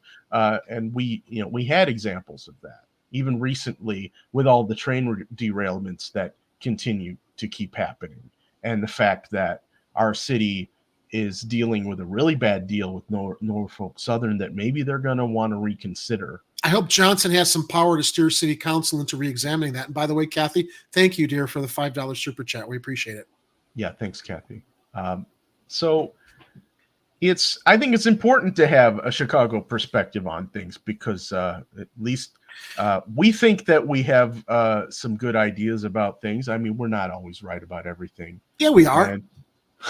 No, we're not. I certainly stumbled into stepping into something with my prior mayoral endorsement. But look, we're human. We make mistakes. We analyze things based on the experiences we have and the perspectives that we have. Other people have perspectives that aren't the same as ours, which is why we're happy when people who don't share our perspectives come into the live stream and talk to us and give us other pieces of information that maybe we weren't aware of before. And sometimes we have guests on who have different perspectives than us or are able to inform us on things that really aren't in our wheelhouse, right? We can't be everywhere all at once. We can't experience everything that other people in different wards and different parts of the city are experiencing. There's 50 different wards. So in restructuring this this way, one of the challenges we've had that we talked about with Warren the other night was the fact that because we've been so hyper local on Chicago, it's been difficult to grow our audience. We have 1,600 subscribers and we're very, very grateful for all of them. But unless you're in Chicago, why would you be paying attention to Chicago Corner? So our perspective now is going to be Chicago Corner's not only covering, we'll be covering the news and politics and people in the city of Chicago, as well as the rest of the nation from a Chicago point of view. That broadens us and will hopefully attract more viewers to our channel for our commentary and our community that we really feel is very, very importantly also shares your views in the live chat. You guys are all a part of this show. And sometimes I feel bad because when Ed's talking or when I'm talking, either Ed will pop somebody in or I'll pop somebody in from the live chat. But it's important because it contributes to the conversation and the spirit of what this channel is all about. Everybody's views and opinions, and what's the word? Not integrating. Oh my gosh, why do I have these moments where I forget a word? Engaging with you guys in the live chat. We love it. And that's what the channel's all about. So we will continue our coverage of Chicago. We're exploring how we're going to do our new format. We might dedicate Tuesdays to national news and Fridays to Chicago news, since so much news nationally happens in the beginning of the week. And Friday can be a Chicago news wrap-up. Or if we can figure out how to balance the show half and half, Tuesdays and Fridays with covering both national and Chicago. We want to be able to appeal to a broader audience than just Chicago-based to help grow our channel, and hopefully help sustain us in the way that we need, so that we can continue doing this twice a week or maybe even more. So we'll see. But we really rely on everyone's support, and especially your faith in what we do here, and we thank you all for that. We wouldn't be here. We wouldn't have continued doing Chicago Corner past the election had we not really appreciated everybody's faith in us, and that's why we do what we do here. It's a big part of why we do what we do here. And so with that, I see some questions. I see some questions in the live chat. Kira addressed one of them. Okay. Have you split from Kit? And Kira did address. Yes. I guess we just have to let the cat out of the bag. We asked to restructure as a worker-owned co-op, since essentially Kira, Ed, and I were doing all the work of the show here. But we also recognize the contribution from Kit, because he would join the show also. And in requesting a restructuring of our show as a worker-owned co-op, so we'd all actually have a stake in what we're doing here, since we are unpaid. We felt it was important to also offer a stake to Kit and Hardlands Media, but sadly, they rebuffed that. They declined, and this is the direction we're in now. It's the three of us. So we wish Kit and Hardlands Media well. I can say for myself that I never would have gotten involved in Chicago Corner had I not been impressed and inspired by what Hardlands Media and 99 Perspectives built here in Chicago, with Chicago Corner being under that umbrella. But as we all took part in the show, myself first, then Ed, then Kira, at a certain point, we talk about sustainability and the commitments, and unfortunately the lack of resources and support that we didn't feel we were getting while we wanted to continue steering the show and growing it. So, we banded together, made a proposal.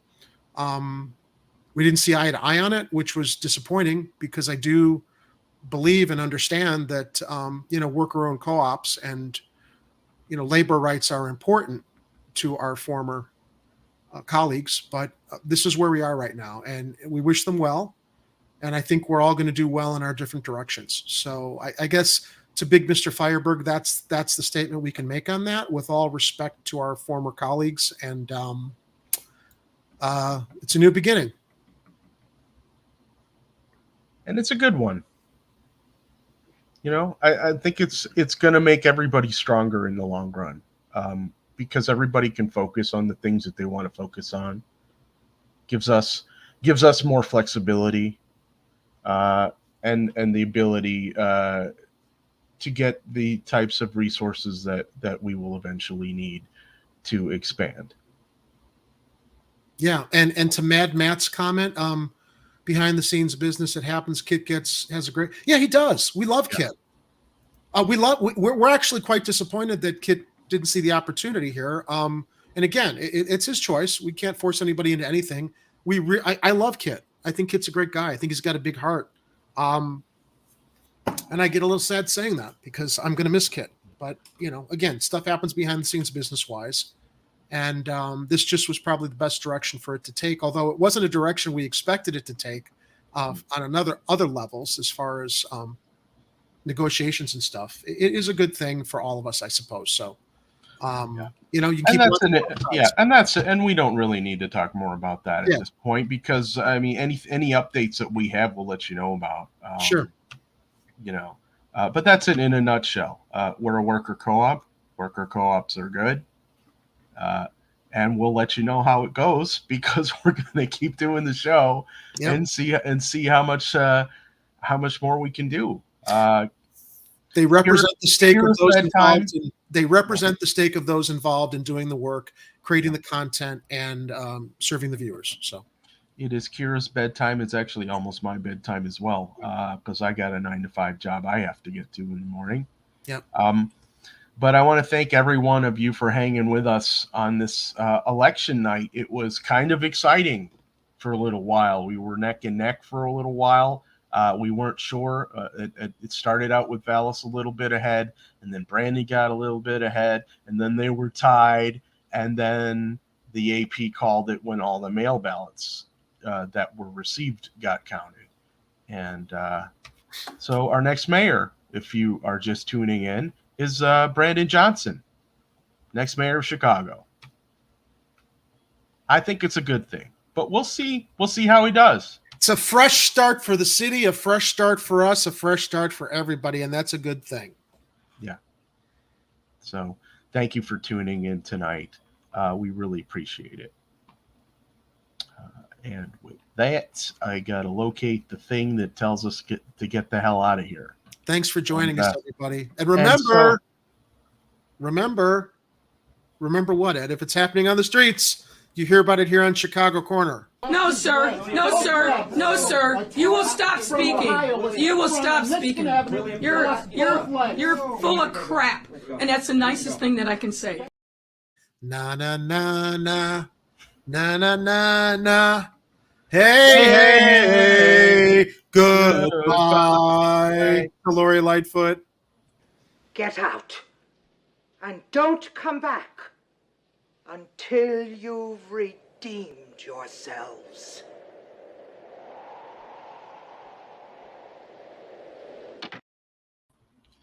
B.L. Sullivan's International Chicken Wing and Currency Exchange is a proud sponsor of Chicago Corner. P.L. Sullivan's International Chicken Wing and Currency Exchange, behind that one alley. You know the one.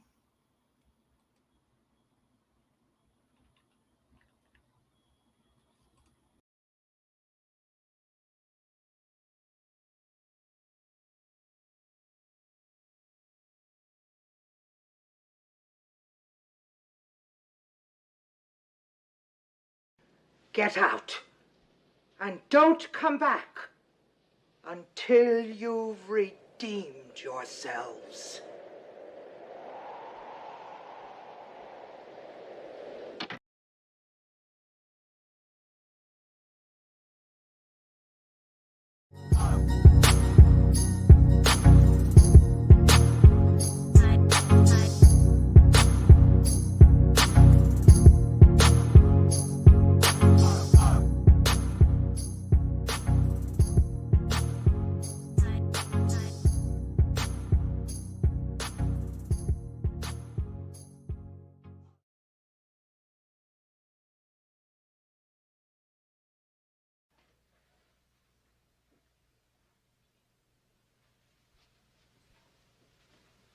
You're still here?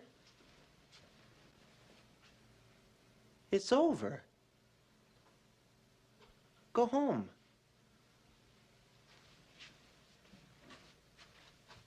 Go.